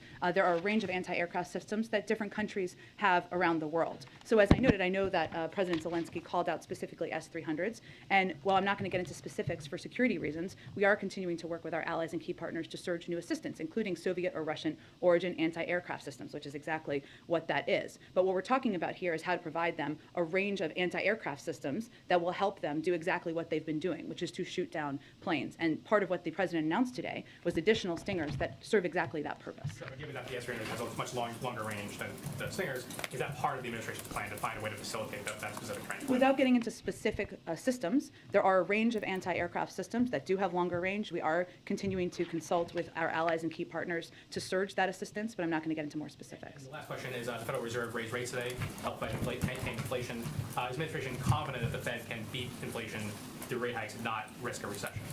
Well, I would note that Chairman Powell spoke to exactly that question today. So I would point you to his specific comments answering that question, where he did express confidence in the ability to take the steps he announced and avoid that. I would note that while we respect the independence of the Federal Reserve, as you, of course, as we have said many times, the president has also said in the past that he recognizes not only their independence, but that it is appropriate and necessary for the Federal Reserve to recalibrate their support to maintain stable prices. And obviously they made an announcement today. As it relates to, we obviously closely watch, hear from the administration, and closely monitor all risks, and we continue to believe that the United States economy is positioned well to deal with the challenges ahead, even as we continue to monitor. And obviously there are events that impact the economy, including an invasion of a foreign country, and we're seeing that impact as well play out in the economic data. Go ahead. Back on this question of labeling Putin a war criminal. I mean, this war has now been going on for 3 weeks. So far, the president has declined to use this label. As you note, there is an ongoing sort of formal process before you can use this term. So something must have changed for the president to feel like he can take this additional step today. What else is he seeing? The president was answering a direct question that was asked and responding to what he has seen on television. We have all seen barbaric acts, horrific acts by a foreign dictator in a country that is threatening and taking the lives of civilians, impacting hospitals, women who are pregnant, journalists, others, and I think he was answering a direct question. The administration is making it very clear and publicly how much assistance the U.S. is providing to Ukraine. Whether we are fighting in this war or not, the U.S. is obviously heavily involved. Putin certainly knows all of this. He knows where this equipment is coming from. Is there any concern that you run the risk that he may view this as the kind of direct U.S. involvement, the direct confrontation that you are trying to avoid? Well, all of the equipment that we're providing, whether it's Stingers or Javelins or counter-artillery, mortar radar, counter-UAV tracking radars, anti-armor systems, unmanned aerial systems. This is all defensive equipment and materials. It is more than we've ever provided to Ukraine in the past. It is a significant amount of assistance that we have expedited the delivery on, and we will continue to do exactly that. But as our Department of Defense, and they can certainly speak to themselves, they do risk assessments. They assess what the impact will be of the types of assistance they're providing. We're obviously watching how the types of assistance we have provided have helped the Ukrainians courageously and bravely fight back, and we're giving them more of that assistance. We've also given them additional types of assistance we had not yet provided to them. But again, these are all defensive weapon systems. You have noted from the podium that Putin has shown no signs of changing course. You've also noted that there are significant consequences that Putin could still face. Even with this additional aid that you're providing today, it seems there are still other options on the table. So why hold back? Why not use every tool at your disposal now to spare additional lives? Well, I think if you look at the range of tools that we've used to date, we have implemented more economic sanctions than we have on any other economy in the world. You could compare it potentially to Iran or maybe North Korea, but Russia is a much more significant economy, a larger economy, and so I wouldn't say that we are holding back in that sense. We do have additional steps we can take, as we've talked about a bit in here before. Obviously, the SWIFT banking system and the implementation of those sanctions happens institution by institution. There are additional individuals that can be sanctioned. We can have new targets. We can deepen the severity of sanctions on existing targets. We can further eject Russia from the international economic order. We can further deny Russia the capacity to modernize and diversify its economy, like we have with the export controls and the cutting off of access to a lot of technology. And we can further expose and hold to account the kleptocracy. These are additional actions we have, additional options we have, and we can take them. And that is a decision that we would make through a discussion internally. But what are you waiting for? We have additional escalatory steps that we can take, but I would just note that we have not held back. We have done more economic sanctions and had more put in place more financial consequences than we have in any circumstance ever in the world. So I wouldn't say that is holding back in any capacity. Go ahead. Jen, does the White House have any insight or assessment of the negotiations between Ukraine and Russia? President Zelensky seemed to indicate there had been some progress, but President Putin's remarks later did not make the same impression. We obviously stay in very close touch with the Ukrainians, but what I would note is we haven't seen any effort to de-escalate from President Putin and from the Russian military. So while we will continue to be very supportive in a range of ways of diplomatic efforts, whether that is engaging directly with the Ukrainians, with the Europeans, you saw obviously Jake Sullivan had a call with his counterpart this morning as well. But we also are providing a range of security assistance and economic assistance to make sure we're strengthening Ukraine as they go into these discussions. But it's hard to have negotiations that are going to be effective if one party is continuing to escalate. President Zelensky, in his remarks to Congress today, again made his request for a no-fly zone. He no doubt is aware of President Biden's position on that. Is there any scenario in which President Biden would change his mind? Well, first let me say that the president watched the speech. I know some of you asked this, so let me just do this now. He watched the speech from his residence in his private library. As you heard him say, he thought that President Zelensky was passionate, was powerful, and certainly he watched the totality of it. We are in very close touch with the Ukrainians. Nothing that he asked for or said today was a surprise in that sense. And if we were President Zelensky, we would be asking for everything possible as well and continuing to ask for it because he is watching his country and his people be attacked and brutalized by President Putin and the Russian military. But how President Biden makes decisions is through the prism of our own national security. And as we've said before, a no-fly zone would require implementation. It would require us potentially shooting down Russian planes, NATO shooting down Russian planes, and we are not interested in getting into World War III. What's up, man? Just lastly, does the White House view Russia being ready to go back and allow the Iran nuclear deal to move forward? Well, we can't blissfully speak for Russia. I'm sanctioned. They especially wouldn't let me speak for them, I guess, now. I don't know if it's changed. But I would say that Russia does not want Iran to acquire a nuclear weapon. We don't either. While we have a range of strong disagreements with them, we can't speak for their intentions here. Certainly, we believe it's in both of our interests for this to move forward. Go ahead. Jen, does the president believe that it would be important for President Zelensky to be at the NATO summit next week, as long as it is safe for him to do so? I have not discussed that exactly with the president, but the president's going there to meet with NATO partners and allies. Obviously, President Zelensky is his country is in the middle of a war, so I have not talked to him about that specifically. I wanted to ask you about Jake Sullivan speaking with his Russian counterpart. The Russian readout said that this happened at the U.S.'s initiative, and the NSC's readout said that if Russia is serious about diplomacy, then Moscow should stop attacking Ukraine. You've obviously consistently said from the podium that the door to diplomacy is never closed. Are we seeing, though, a ramp up in diplomatic efforts with Russia right now? Well, this is the most senior conversation between the U.S. and Russian officials since Secretary Blinken last spoke with Foreign Minister Lavrov. I would note that we have maintained direct and indirect contact with the Russians through our embassy and officials there, including through Ambassador Sullivan, and we also have a military deconfliction channel. But we requested this call to clearly lay out our commitment to continuing to impose costs on Russia if they do not stop attacking Ukrainian cities and towns, and to warn them about the consequences and implications of Russia potentially using chemical or biological weapons in Ukraine. So it's important to convey those. Don't want to listen to just her. Ooh, that's rough. Just one final question on a different topic. The administration has marked the one-year anniversary. Yeah, we're going to do a few more minutes, and then I'm going to do my and spoken about some of the actions political race in Nevada. To take. As you know, this Senate week, race. An Asian woman This is the in voting, New York, a 67-year-old year. woman, was hit more than 125 times, was stomped on, was called a racial slur. Obviously, that video is very sickening to watch. Do you know whether the president has seen that video? And just what would the president's message be to anyone in the Asian American community who feels like, well, the actions that the government is taking are not enough to stop these attacks, and they say that they feel afraid? Well, I would say that our message to them, I have not talked to the president about this specific video. I have seen it, a number of us have seen it, and as you said, it is very difficult to watch. I would say that his message to them would be, our work is not done, that we want to stand by your side and continue to stand up for you, to protect you, to call out this type of discrimination and horrific actions, including in the example you gave, and that what he has done is try to elevate this type of anti-Asian hate in this country, so that people are aware of it, so that communities across the country can continue in that fight as well. But the work clearly is not done, and we need to be steadfast in it. Go ahead, David. Jen, a couple questions on today's event. I think this is my last person from the conversation that Jake Sullivan had with his Russian counterpart. He issued a very specific warning about chemical and bio. There was no mention in the readout of nuclear, which is obviously a concern for battlefield weapons. Was that a deliberate omission? Has that conversation taken place in a different channel?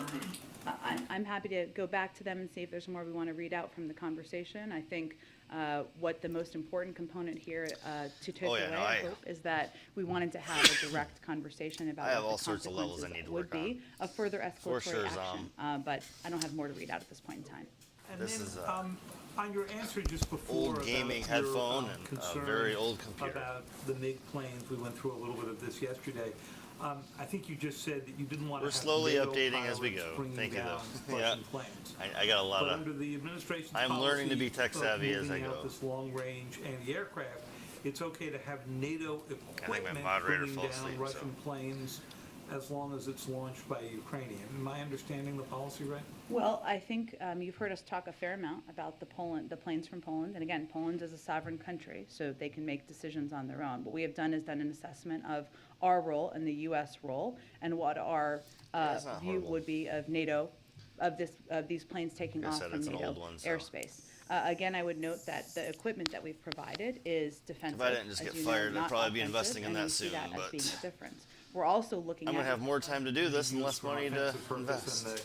and the anti-missile Correct. systems cannot. Correct. Also, I would note that what our Department of Defense Kinda how officials things also work, right? assessed is what's most effective. And while the Ukrainians still have squadrons of planes to utilize, as I think any military official could confirm for you, the types of assistance that we are providing today, including Stingers and other assistance that we're amping up support for, is exactly what we feel is effective in fighting this war. Go ahead. Thanks, Jen. Today, in Putin's speech, he implied Write that there's that going to be down. even greater crackdowns on civil liberties inside of Russia. Is there anything that you all believe that you can do in terms of sanctions on that, or the supporting software the off opposition air. there, that you all are not Do already some taking? test runs with my Well, puppy we pictures. look at all of the actions that President Putin does, and we assess some videos, try what that out. responses we may have. I have Thank you, nothing to Zom. predict at this point in time, but obviously, as he has taken actions, Suggestions we are have definitely taken welcome since, like I actions in said, I've been doing this for like Quickly on, 2 the months case of on Alexei YouTube, a Navalny, month the on prosecutors there just said that they want to Twitch, sentence so. him for a 13-year prison sentence. Does the White House have a response to that? I think very we've much spoken getting a number used of to times in this the past about the courage of Alexei whole setup Navalny, and- about the role he's played in being an outspoken advocate for freedoms in a country that has been void of them, and I would echo that response now. Go ahead. Thanks, Jen. Can you talk a little bit about what President Biden specifically hopes to accomplish in his trip next Sure. week beyond shoring up NATO allies? Well, that's a big part of it. That's a very important part, Ashley, shoring up NATO allies. Look, I think from the beginning, and even before this conflict began, we have viewed rebuilding alliances in the world as a key component of what the Biden administration and President Biden could specifically do on the global stage following his predecessor's actions. So what he'll be doing, while he's there, he's meeting with our NATO allies to coordinate our deterrence and defense. So they will obviously talk about where things are on the ground, coordinated responses, I like how assistance she we're providing. mentions equipment. She mentions defense. Everything's defense and equipment. Nothing's weapons and killing machines, and it's just, man.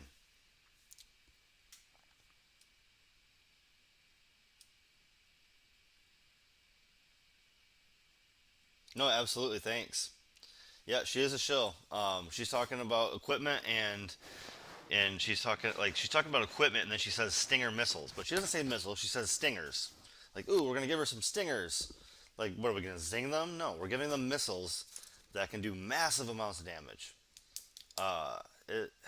She's definitely getting easier to see through as she goes, and that's part of the reason I do this, is so I can see through her better, and we can all just see through her. But I was going to end that now because I want to do my Stoney Progressive takedown. It is primary season. We're going to be looking at primaries soon. And one of the close states is Nevada. We have, of course, a wonderful corporate shill. A Democrat, Catherine Cortez Masto, from the Democratic Party. She took in the Senate seat back in 2017. January 3rd, 2017, so now her term is up, and she is going to be running for re-election. She is the only Democrat running. There is no primary for the Democrat this year. They're forcing the propaganda so hard it's only logical not to believe it.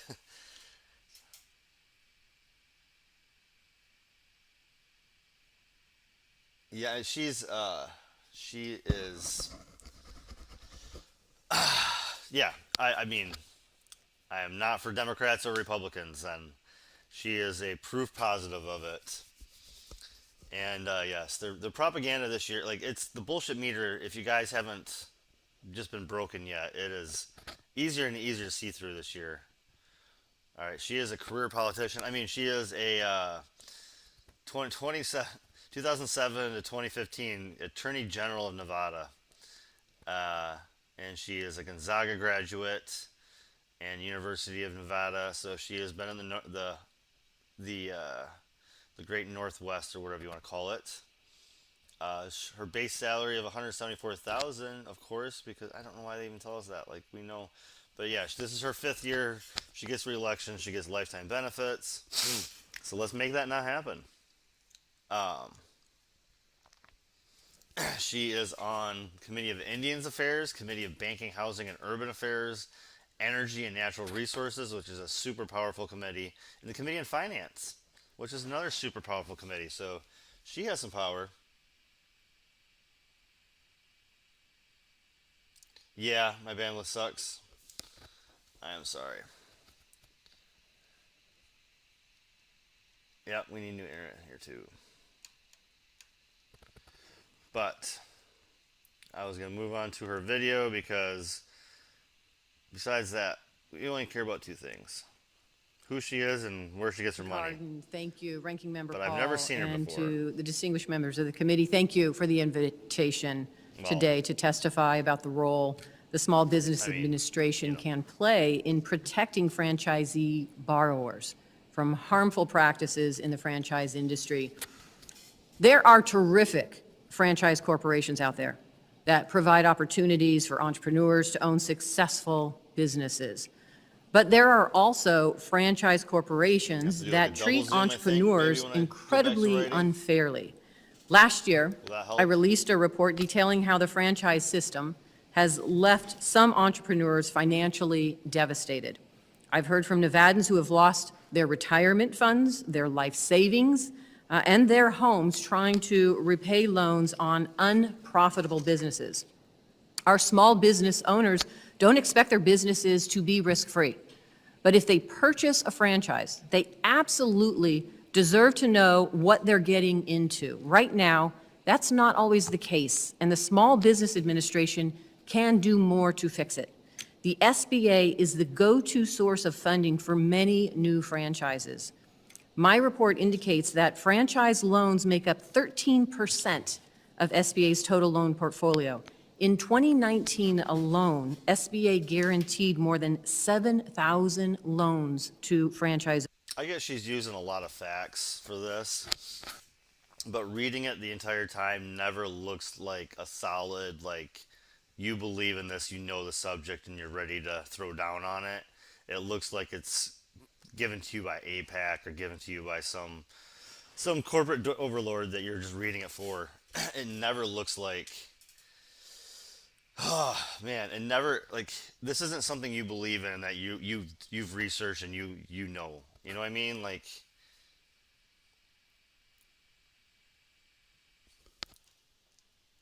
yeah, there's a new clip. Sorry about that.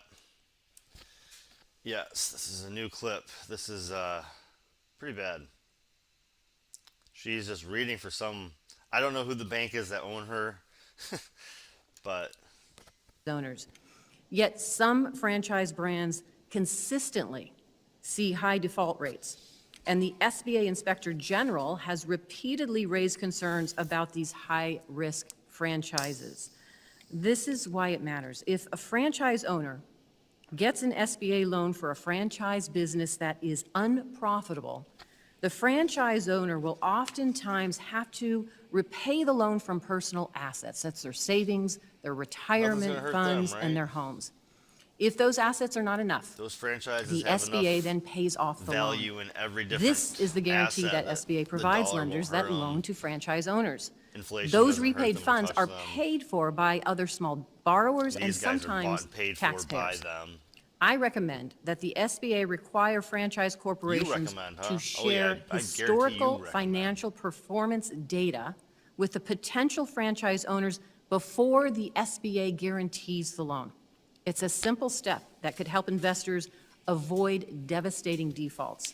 Now, I've introduced, as the chairman said, 2 bills that ensure PPP franchisee loans borrowers were a have big access dump to of money critical to the historical rich. financial information that they need to before they make a decision to move forward. The SBA Franchise Loan Default Disclosure Act requires the SBA to publish default rates by franchise brand over the past decade. Every lender reports to the SBA monthly on loan performance. The SBA can easily make default rates on loans it guarantees publicly accessible on its website. Publishing defaults by brand gives entrepreneurs information about the risks that they might face. The second bill I introduced, the SBA Franchise Loan Transparency Act, requires franchise corporations to She still has to read it. She still has to read what the second bill she introduced to us. Oh man, you're killing me, lady. The honorable is such a bad term for these people when they're not honorable. They're just reading something that a corporation handed them, and they're like, this is what I did. I did this. I believe in this. This is my core values. give accurate historical financial performance data, performance information to anyone applying for SBA government-backed loans. Now, when I talk with franchise owners, they repeatedly tell me that they did the research before investing. Yet prospective franchise owners are not getting all of the historical financial performance data that they need to make a decision. Any information they get in the franchise disclosure document is required by law to be accurate. But because some franchise corporations know that everything in the FDD has to be accurate. All right, Nevada, that's your Democratic senator currently. 5 years you've had her. 5 years in the Senate. This is like the most recent video from just yesterday that she is going over this information, and yeah, that's just garbage. All right. So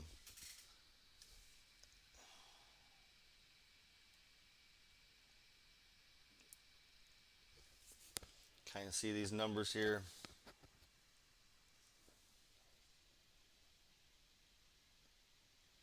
So this is her net worth. That works. This is her net worth. So she's worth $4.5 million, $4.6 million as of 2018.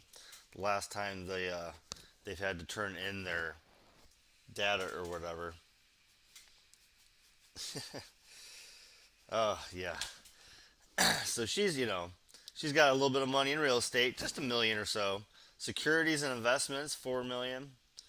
Nevada public employee, yeah, she has a $750,000 in undeveloped land in Nevada, and then a Nevada public employee pension of $750,000. That's not a little nothing. So that is, she is a millionaire, and her wealth has decreased somehow since she's got into office. That's interesting. Wait. Her wealth has decreased by half.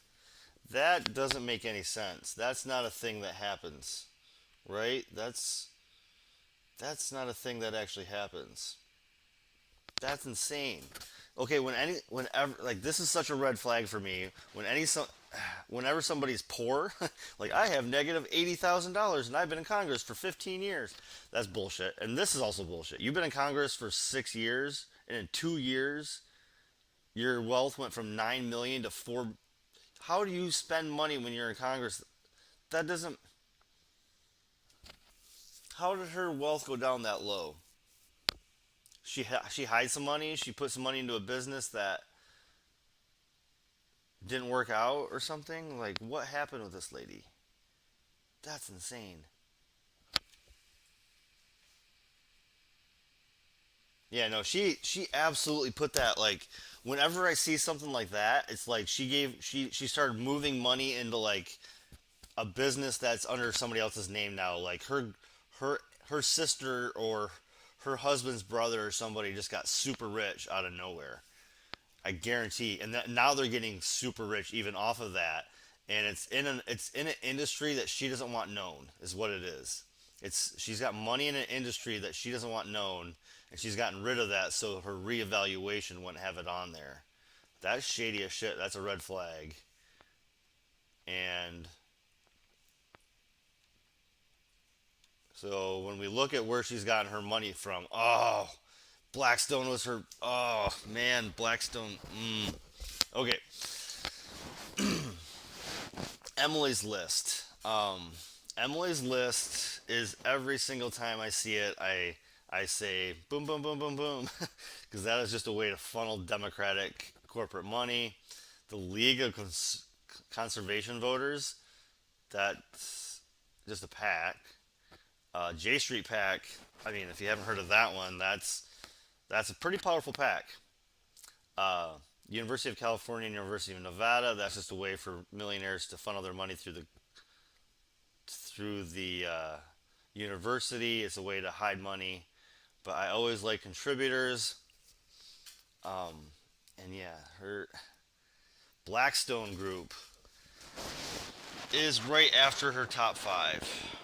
When Blackstone Group gives you $75,000 just recently,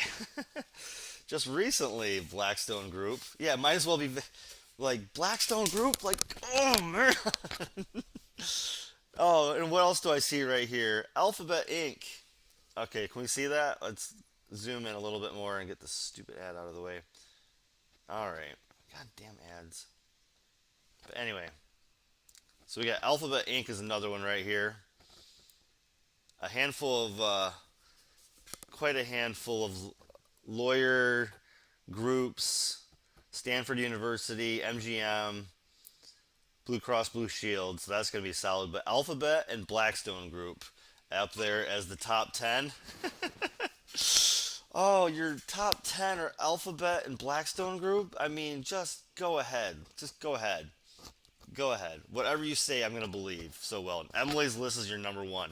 Emily's List seems to be like one where people are like, oh, Emily's List. That's a good name, right? Like, they take member fees for, it's like you're paying for member fees for Yelp. Like, it's, and then, yeah, they take a lot of money from big advertising groups and actually don't give things to small business owners. So, she's corrupt as fuck, man. Like, so when I say don't vote Democrat, Republic, just know who you're voting for. And she, by the way, I got the election over here on the tablet. So she is taking, I think this election she took in 10 million. In her career, she's taken 36. That was on the last one here. So yeah, her career, she's at 36 million raised, 25 million spent. She's got 10.5 million cash on hand right now, and she has the most cash on hand in this current election by quite a lot. I believe she's got, so yeah, she has 11.5 million this election cycle. Her next 2 Republicans are at 2.7 million and 2 million. Now one is Adam Loxett, and the other is Sam Brown. These are the 2 front runners. Everybody else in the party has less than 100,000. And of course, if you have millions of dollars, you are a front runner. This is kind of how it is. The party actually wants to see you raise millions of dollars to even allow you onto their ticket kind of thing. So they are leading quite by a bit. You do have an independent if you want to check them out, but they have not raised any considerable amount of money. There are 4 Republicans running in the primary, and as I said, this corporate shill is not being primaried at all. She's got $10 million to fight an election, and she is getting it from the Blackstone Group, Alphabet Group, universities. She has just funneled shit money, so I don't really care what... man, it's just... how to foster conflict of interest, financial requirements for frontrunners. I hate that, like when you ask about an election, like literally the first thing you go is, if you look at an article, like who's the front runner, like super early when any kind of polling is just bullshit really. Like when you're looking like a year ahead of an election, what's the polling mean right now? It's A, you're polling people that probably have landlines who care about what they're old people, and B, you're polling people who are super bored or have like actually answered telemarketer calls. Who are these people that are answering the polls, right? So you're taking front runner on the polls. It's usually people who the news are covering. The news covers the people who has the most money. It's all like a circle of perpetuation, right? It's anyhow. So the other two front runners, I was gonna look up and see if we can find a video on them real quick. And I'm not going to look up their actual donors because 2.7 million and 2 million from the Republican Party, we can just go ahead and assume the state of Nevada. I can give you 5 industries, and the 2 of them are going to be just pegged through the 5 industries, right? Like, we don't actually have to look them up. I was hoping to get at least a take on them. Yeah. And maybe we can I clip this out and save it for some Nevada people for your election in a few. Let's see. Look, we're honored to be endorsed by President Trump as well as Governor DeSantis and many of our conservative heroes like Josh Hawley.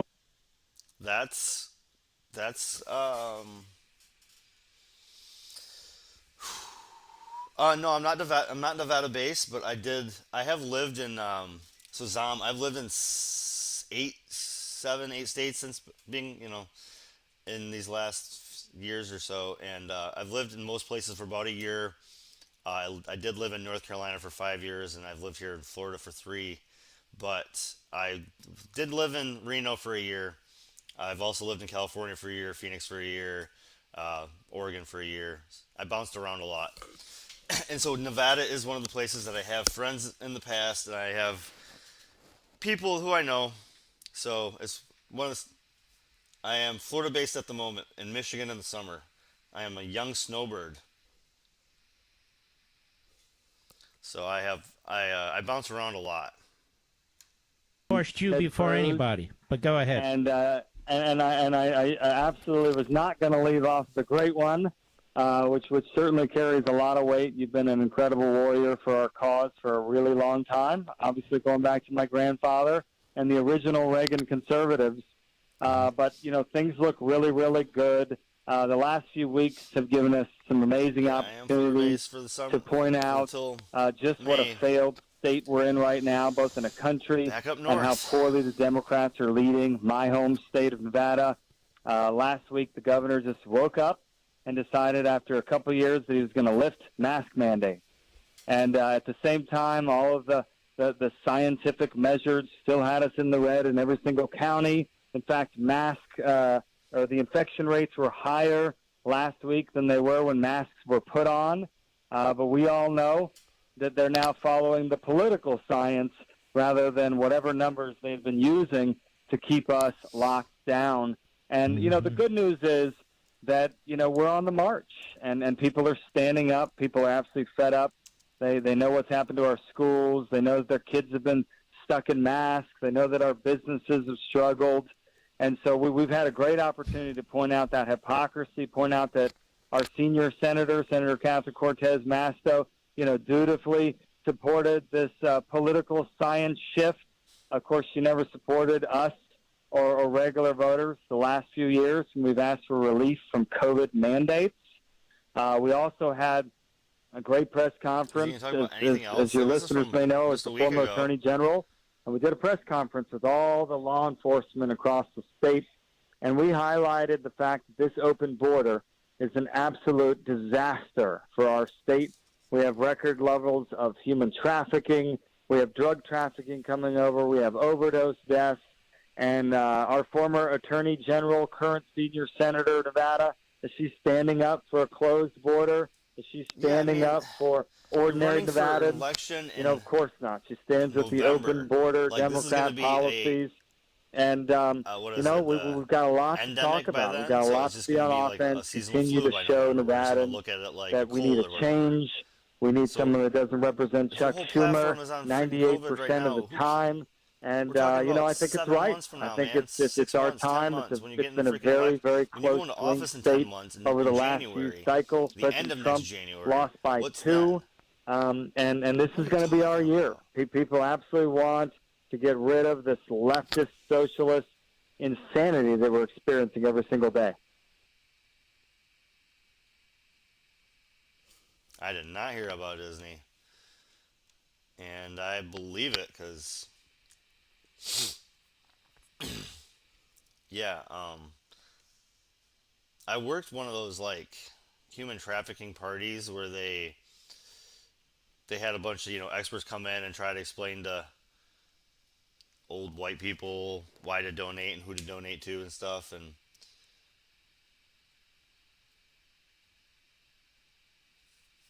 it's just, yeah. Disney, like, is prime suspect for human trafficking, and it's, you would think they'd have enough CCTV that wouldn't be an issue, because they spend millions on so many other things.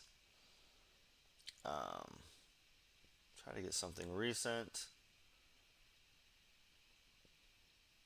13 days ago. Let's give them a minute or two, huh? Well, I want to jump right into our first segment today as we welcome to the radio program for the first time U.S. Senate candidate Captain Sam Brown is here on News Talk 780 KWH. Hello, Sam. Welcome to the show. Thank you for the time today. I'm glad you could check in. Absolutely, Dan. Thanks. And I can't believe that this is our first time on the air together. I know. We've been working on it for a while. I'm glad we were finally able to do it, and I know we will a whole bunch more because we still got a ways to go until the June primary. This is the race for U.S. Senate to replace, hopefully, Catherine Cortez Masto. We'll talk a little bit about her in a second, but I got to jump to the big story of the day. And, of course, as a war... Is that L.A. or Orlando? Because, I mean, I can get to Orlando. I can't get to L.A. I live in Florida. And I believe anything could happen in fucking Orlando. It's... Yeah, it's a massive. There's so many international people here, and it's wild what people get people get upset about people crossing the border, but international people in Florida is just so basic, like Canadian, European, Asian, just all over the world, and you don't get mad about anything except for Latin. Veteran, you're a small business owner, retired Army captain, Purple Heart recipient, severely injured, as folks know, from an IED explosion in Afghanistan in 2008. I'm pretty sure you've got some pretty strong and probably some emotional thoughts about what you're watching in Ukraine. Yeah, absolutely. This is a tragedy that unfortunately is drawing in many civilians. And the thing that I think frustrates me the most about war is when it is, in this case, so unnecessary. If we had exerted the proper leadership as a country, and we are seeing a very aggressive Putin in Russia, in a void and a vacuum of that the Biden administration has created. Do you think the sanctions that have been talked about the last few days are going to do anything to slow Putin down? I mean, they tell us that they're going to take time for the sanctions to take effect. I don't think Ukraine's got time. I don't think Ukraine has time, and I also don't think that I guess I question their assessment of Putin here because, we know that he grew up through the ranks of the KGB. He has been a political, chess player, if you will, strategist for decades. Absolutely. There is no way that he did not account for the sanctions that we were forecasting. First of all, that was a part of his calculus. How far they're pro-war at the moment would show how shitty they are. Like if you're like if you're wishy-washy or something and you don't want to, I don't know, but if you're like gun-ho, fight, I don't want to listen to the rest of your spiel.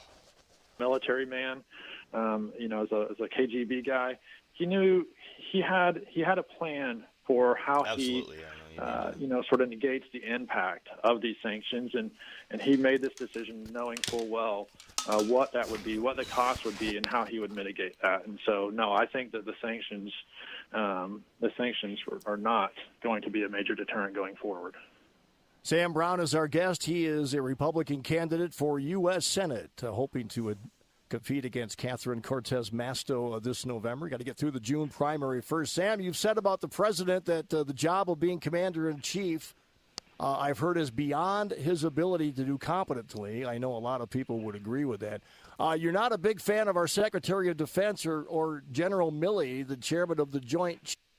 All right, well, this person's coming out and attacking Biden. The last person was coming out and stroking off fucking Trump. So, I don't know.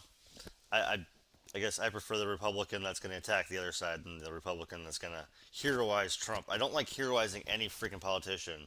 So if you're going to make them, like, untouchable, like, oh, then, yeah, your opinion kind of becomes less to me. So, but yeah, I don't think you should vote Republican or Democrat. So those are the two candidates. I apologize for your luck, Nevada. Those three candidates. You have a primary chance. You pretty much have a choice between Sam Brown, a vet, who seems a little more reasonable, or I can't remember his name already because I don't care. Adam Laxalt, who was a Trumper and was talking about COVID a week ago. Like, he was talking about COVID a week ago. I don't know what else to say. That's what I got. Sorry, Nevada. And then, yeah, you have an independent that's raised no real money. So, go, like, I guess, do what I do. When you have no choice, you go in and you vote for ballot initiatives, you go in for cannabis issues, or you go in for local issues, and you don't vote for the other stuff. You don't even vote for it. And you say, you know what, I came in here and said I'm not going to be a part of your two-party system, but I am going to vote on local measures because local measures might actually do me some good. And that's what I usually do. That's most of my elections experiences. Is voting independent, or if you're happy to be lucky, like I was, you know, every once in a while I'm like, yeah, I get to go in and vote for somebody in like something, because it's so often the two-party system is all you're allowed to see on the up ballot. All right, now that it's nice and late, I was going to play a little bit of the Russell Brand clip and a little bit to finish things up. A little Russell Brand to finish things up. Because it is almost 4 a.m. here. I don't have a job still, but I didn't have a lot prepared. I just found out tonight, like 5 hours ago, 6 hours ago, that they didn't put me on the schedule. So, yeah, I will be turning that anxiety tomorrow into making better clips, taking your advice on, thank you, and trying to get some better audio. I'm going to work on that while I got a bit of time. But let's check out Russell for a little bit. I guess if things pick up, I do have Brianna Joy Gray, Sam Cedar, that I have never seen and really wanted to see the other day. I've been waiting on to it. If I have the energy, we might keep going. This is, of course, going to start with an ad because we're going to Russell Brand. This could even get worse, or this could get even worse. Sorry, I get a little dyslexic when I haven't ate in a while. The increasing amount of media banned, defending freedom and democracy sure serves to be required awful lot of censorship. Yeah, we're going to try to talk about censorship every night. They're trying to cancel Brand. That's absolutely what they're trying to do right now. His show is growing insanely. That's why we pop in every couple days. He's surpassed TYT, kind of the lefty to listen to at the moment. And being someone popular outside of, you know, just YouTube, it's hard for them to straight delete him because he has other platforms and he can do other things. So somebody with that much influence outside of the social media, they can't just delete them. Like they can delete 500,000 follower YouTubers like they do on the regs. They can't just delete him, and he's growing. So they're going to try to cancel him now. Information, Ukrainian fake news. There's bad information everywhere. Luckily, your government are here to censor everything because you're too stupid to understand it yourself. Thank God for the government. Hello there, you 5.2 million awakening wonders, continuing to awaken in spite of the obstacles, in spite of the censorship, in spite of the complexity and nuance around awakening. We're going to be talking about misinformation around coronavirus and around Ukraine. So it'll be one of those videos where I'm gently tiptoeing and caveating my way through it while still worrying a bit about that fallen log in the log store. Hey, I'm all over the UK. You can come see me in Carlisle in April, Plymouth in April, Glasgow in May, Bristol in May, Blackpool. Come and see me. There's a link in the description. You can come see me live. I'm telling you, this is a fantastic live experience. I hope it's well funny, but it's a lot more than that. It's an opportunity for us to be together. Anyway, let's get into this misinformation and be very, very careful about this stuff as we go, because, you know, I don't want to misinformation you. Do a bit of misinformation before you know it, you're a terrorist. Let's see what they're saying now. This article is by Caitlin Johnston. Kremlin-backed media outlets have been banned throughout the European Union, both on television and on apps and online platforms. Now, obviously, with the terrible war in Ukraine, with Putin's monstrous actions... It's like literally like all of his sources are the same kind of people I could look up. I have a job and I had to work full time. But yeah, and he probably has producers that do it for him. Let's be honest. Jimmy Dore has producers. He admits it. And he only has 1 million followers. So he just hit 1 million today. That was cool. I was watching live. But yeah, he's at 5.25 million.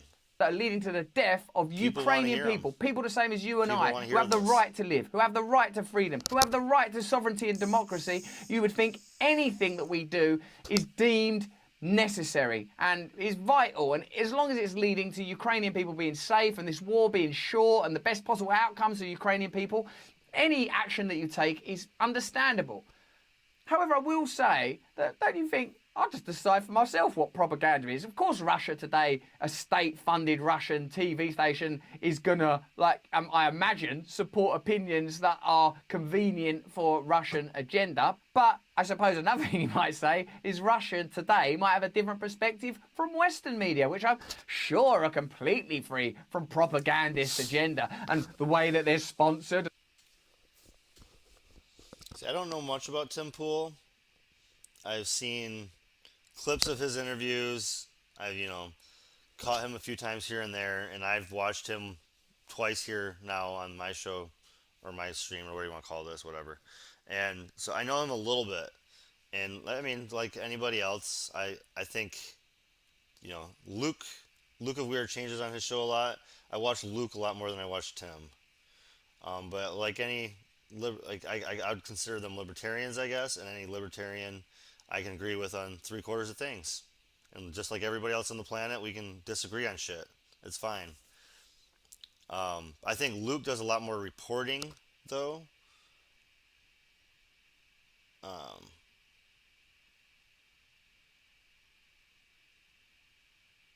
Yeah. And the way that they're funded and the people that sit on their boards, none of that could lead to particular perspectives being highlighted, could it? The federal government is putting pressure on social media platforms to block Russian media. Twitter, historically the last of the major online platforms to jump on any new internet censorship escalation, is now actively minimising the number of people who see Russian media content, saying that it is reducing the content's visibility and taking steps to significantly reduce the circulation of this content on Twitter. This is why I think it's dangerous to get into this kind of simplistic, sanctimonious, pious certainty, moral certainty. And this is wrong, we're doing...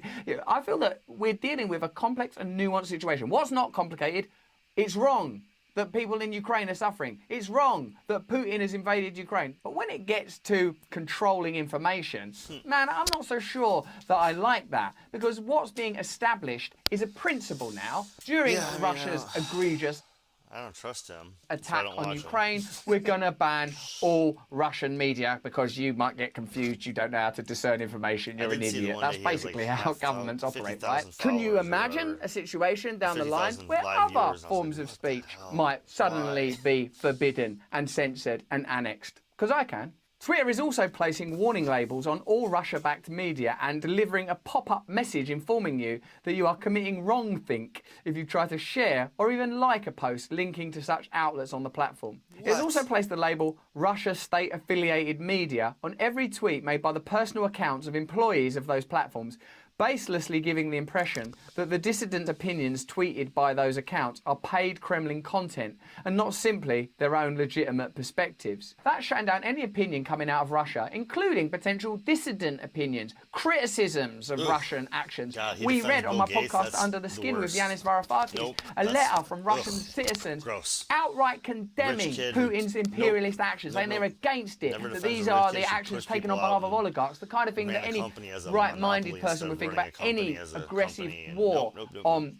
ordinary people. And that kind of information, that would be badged up, as Caitlin Johnston says, wrongthink. Also, if you prohibit conversation, what solution is there going to be then? If you forego diplomacy, communication, the blamable. possibility of common ground being found, He's got a laundry not list of shit. monstering and monsterifying people from other territories, accepting that there are good and bad people everywhere, that the line between good and bad, as the Russian writer Solzhenitsyn said, the line between good and evil runs not between nations or religions and creeds, but through every human heart. By not acknowledging your own fallibility and your own flaws, by simplifying arguments to good and bad, you prevent diplomatic, convivial, collegiate solutions and require that there is an ongoing conflict because there's no bloody intercommunication. Even Solzhenitsyn won't be like, Solzhenitsyn, where's he from? Well, Russia. I mean, he was no, I don't hear it. Vetoed. Some are complaining that this new label has led to an online harassment amid the post-9/11-like anti-Russia hysteria. This is all on top of all other drastic escalations in censorship which came roaring in at the beginning of the Ukraine war. So yeah, Zom, honestly, like, I'm so oblivious to certain things. I only heard of him because Jimmy Dore brought him on for like 40-minute interview or whatever, or an hour or something. And, they had a discussion, and I was like, okay, you're okay. And then I've seen a couple clips since, and it's like, ugh. And then I watched them twice. I don't know. I also heard he's down here in Florida, and so is Luke of Weird Change, and they live pretty close to each other, which is why they're like now freaking live cast buddies. So they live really close, or they like their neighbors or roommates. I don't know what it is, but so I think they both live here in Florida now. They both recently moved, and yeah, I think I've seen I've seen him on the Joe Rogan clips, but never watched it because I never watched Joe Rogan, but I listened to it a little bit lately. He's in VA, somewhere up there. So he didn't move down here recently with him. He moved down here with somebody. Luke of Weird Change and some other independent thinker moved down to Florida, and they just did it like 6 months ago or something. Yeah, Luke was in New York before, like 9 months ago. For He came down years, here and US started lawmakers kissing have been DeSantis' using ass. threats of profit-destroying consequences to pressure Silicon Anti-free Valley speech companies DeSantis. into limiting online speech in a way that aligns with the interests of Washington, effectively creating a system of government censorship by proxy. So it doesn't even have to become legislated. Pressure can be applied, and it will be privately undertaken. And what does that mean? No democracy. It would appear that we're seeing a new expansion of this phenomenon today, and the imperial media are pushing for more. Articles and news segments warning of the sinister threat posed by Russian propaganda to misinform and divide Western populations using the internet are being churned out at a rate that's only likely to increase as this latest narrative management campaign gets into full gear. So we're not saying that Russia are good. We're not saying that Putin is good. We're not saying that this war is anything other than terrible, and utmost in all of our consideration should be the suffering of Ukrainian people. But like other recent events, if this tragedy is used to benefit the interests of the powerful in subtle ways that may not be revoked after the crisis, I'd stay alert if I were you. As tends to happen whenever a consensus begins to form that a certain category of speech must be purged from the internet, Imperial spinmeisters are already working to expand the definition of Russian propaganda, which must be purged from the internet, to include independent anti-imperialist commentators. Do you remember during the pandemic, which was like literally yesterday or whatever, but no one talks about anymore, that there was a point where the literal dictionary definition of anti-vax changed from being, anti-vaccines to anti-vaccine mandates. So language is used in peculiar ways. This is when you know you're in a peculiar situation. I know a lot of you ain't super fans of Chomsky, but I'll just at this point cite him in a manner that, it's one of his most famous quotes and you guys might like it. The smart way to keep people passive and obedient is to strictly limit the spectrum of acceptable opinion, but allow very lively debate within that spectrum, even encourage the more critical and dissident views. As long as it's within the spectrum. That is a good, that is a good point. That is wild.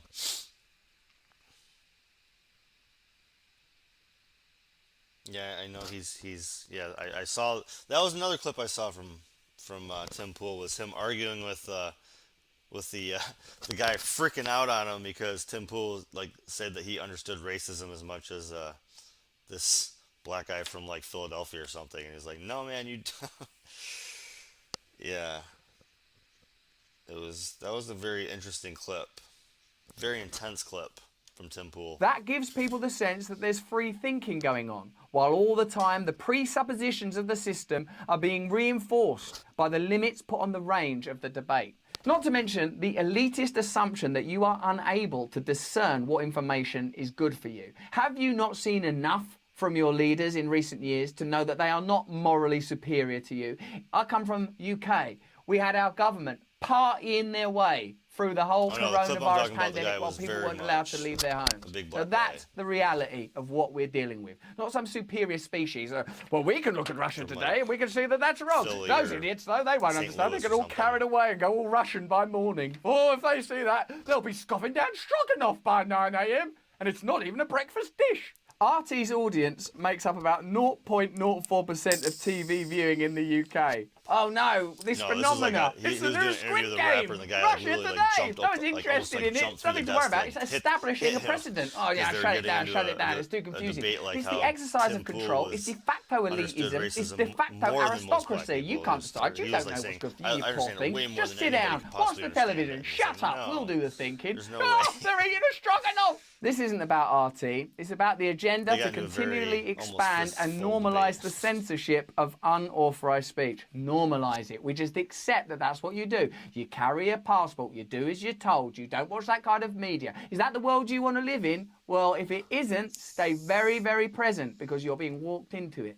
That's what it was about when they were pretending it was about the need to fight COVID misinformation before that. And when they were pretending it was about the need to fight US extremism before that. And when they were pretending it was about the need to defend election security before that. And when they were pretending it was about the need to fight Russian propaganda the first time before that one cycled back round again. Like flares. The virulent post-9/11-like hysteria about Russia that's been promoted by one-sided mass media reporting on the war and by the 5 years of fact-free conspiracy mongering which preceded it has created an environment where you'll get shouted down on social media for voicing any opinion about this conflict apart from saying Putin invaded because he is evil and hates freedom. Voices calling for diplomacy and de-escalation are being systematically drowned out. Meanwhile, you've got massively influential pundits like Sean Hannity calling for a direct NATO airstrike on a Russian military convoy in Ukraine, without the slightest risk of losing his immense platform for advocating a move that would probably lead to a very fast, very radioactive Third World War. Yeah, if you're going to censor something, censor people advocating for a nuclear war.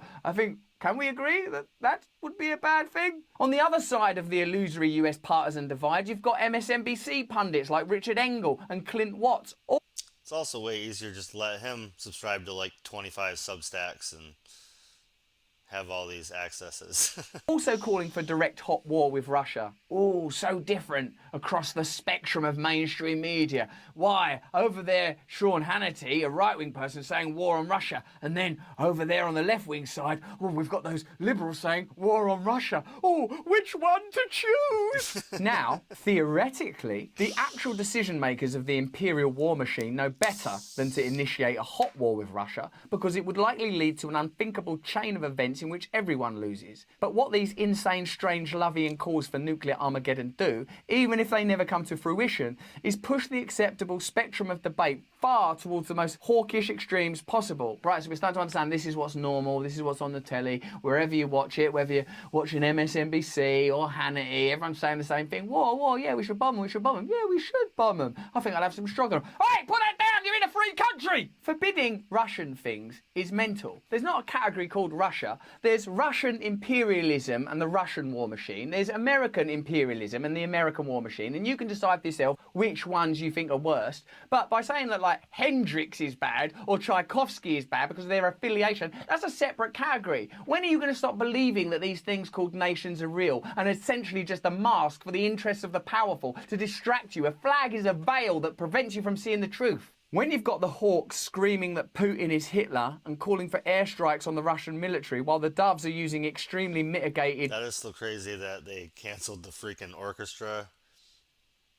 Like, come on. Like, a Russian composer can't be heard in Great Britain right now? That's ridiculous. It's an artist, an important artist. Both sides' language and taking great pains to forcefully condemn Putin to avoid being shouted down. Could I forcefully condemn Putin again? And censored. What you wind up with is a spectrum of debate that has been pulled so far towards insanity that the moderate position becomes support for unprecedented acts of economic warfare and funding a brutal insurgency in Ukraine. By creating a sort of hysterical framework in which conversation and debate can take place, it means that essentially the agenda of the powerful can be met without resistance. For example, sanctions seems now, compared to bombing our planet out of existence, a relatively modest measure. But there is complexity even with a measure such as sanctions. Many people believe, of course, that sanctions will negatively impact ordinary Russian people that are the same as us. And I reckon Putin might find a way to get his hands on a jab sandwich and make his way through this, don't you? As a result, advocating for Western powers to initiate de-escalation and diplomacy becomes an extremist position comparable to, or worse, than advocating for hot war with a nuclear superpower. How can that be? How can that be more extreme?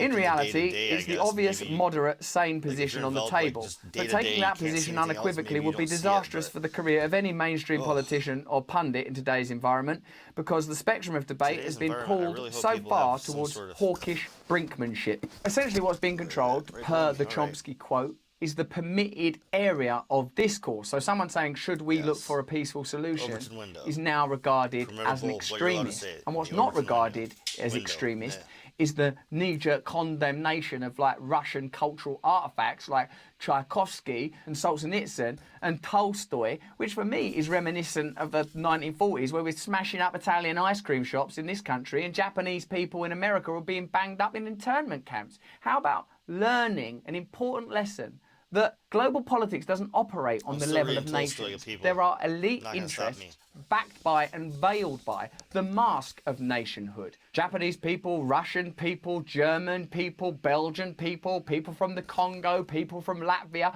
all human beings, all with more in common with one another than they have in common with the people that govern them, whose interests ultimately dominate geopolitical outcomes. Whoever controls the narrative controls the world. The powerful understand this, while the general public mostly does not. Are you beginning to understand? Are you beginning to? That's all we've been seeing in these attempts to regulate ideas and information as human communication becomes more and more rapid and networked. How extraordinary that communication becomes more immediate, more accessible, more possible. It's met with incredible censorship, control of what is permissible in the debate. Once more, to many of the points raised here, this is not to advocate for war. I'm anti-war, I'm anti-violence, I'm anti-aggression, I'm anti-centralised power, I'm anti the pursuit of imperialist means that put the lives of people of Ukraine and Russia and America and who knows where else ultimately at risk. Now that we are in this situation, what type of ideas might lead to solution? Are you seeing these ideas discussed? Or broadly speaking, are you seeing ideas propagated that might benefit certain sets of interests on both sides? Do you trust?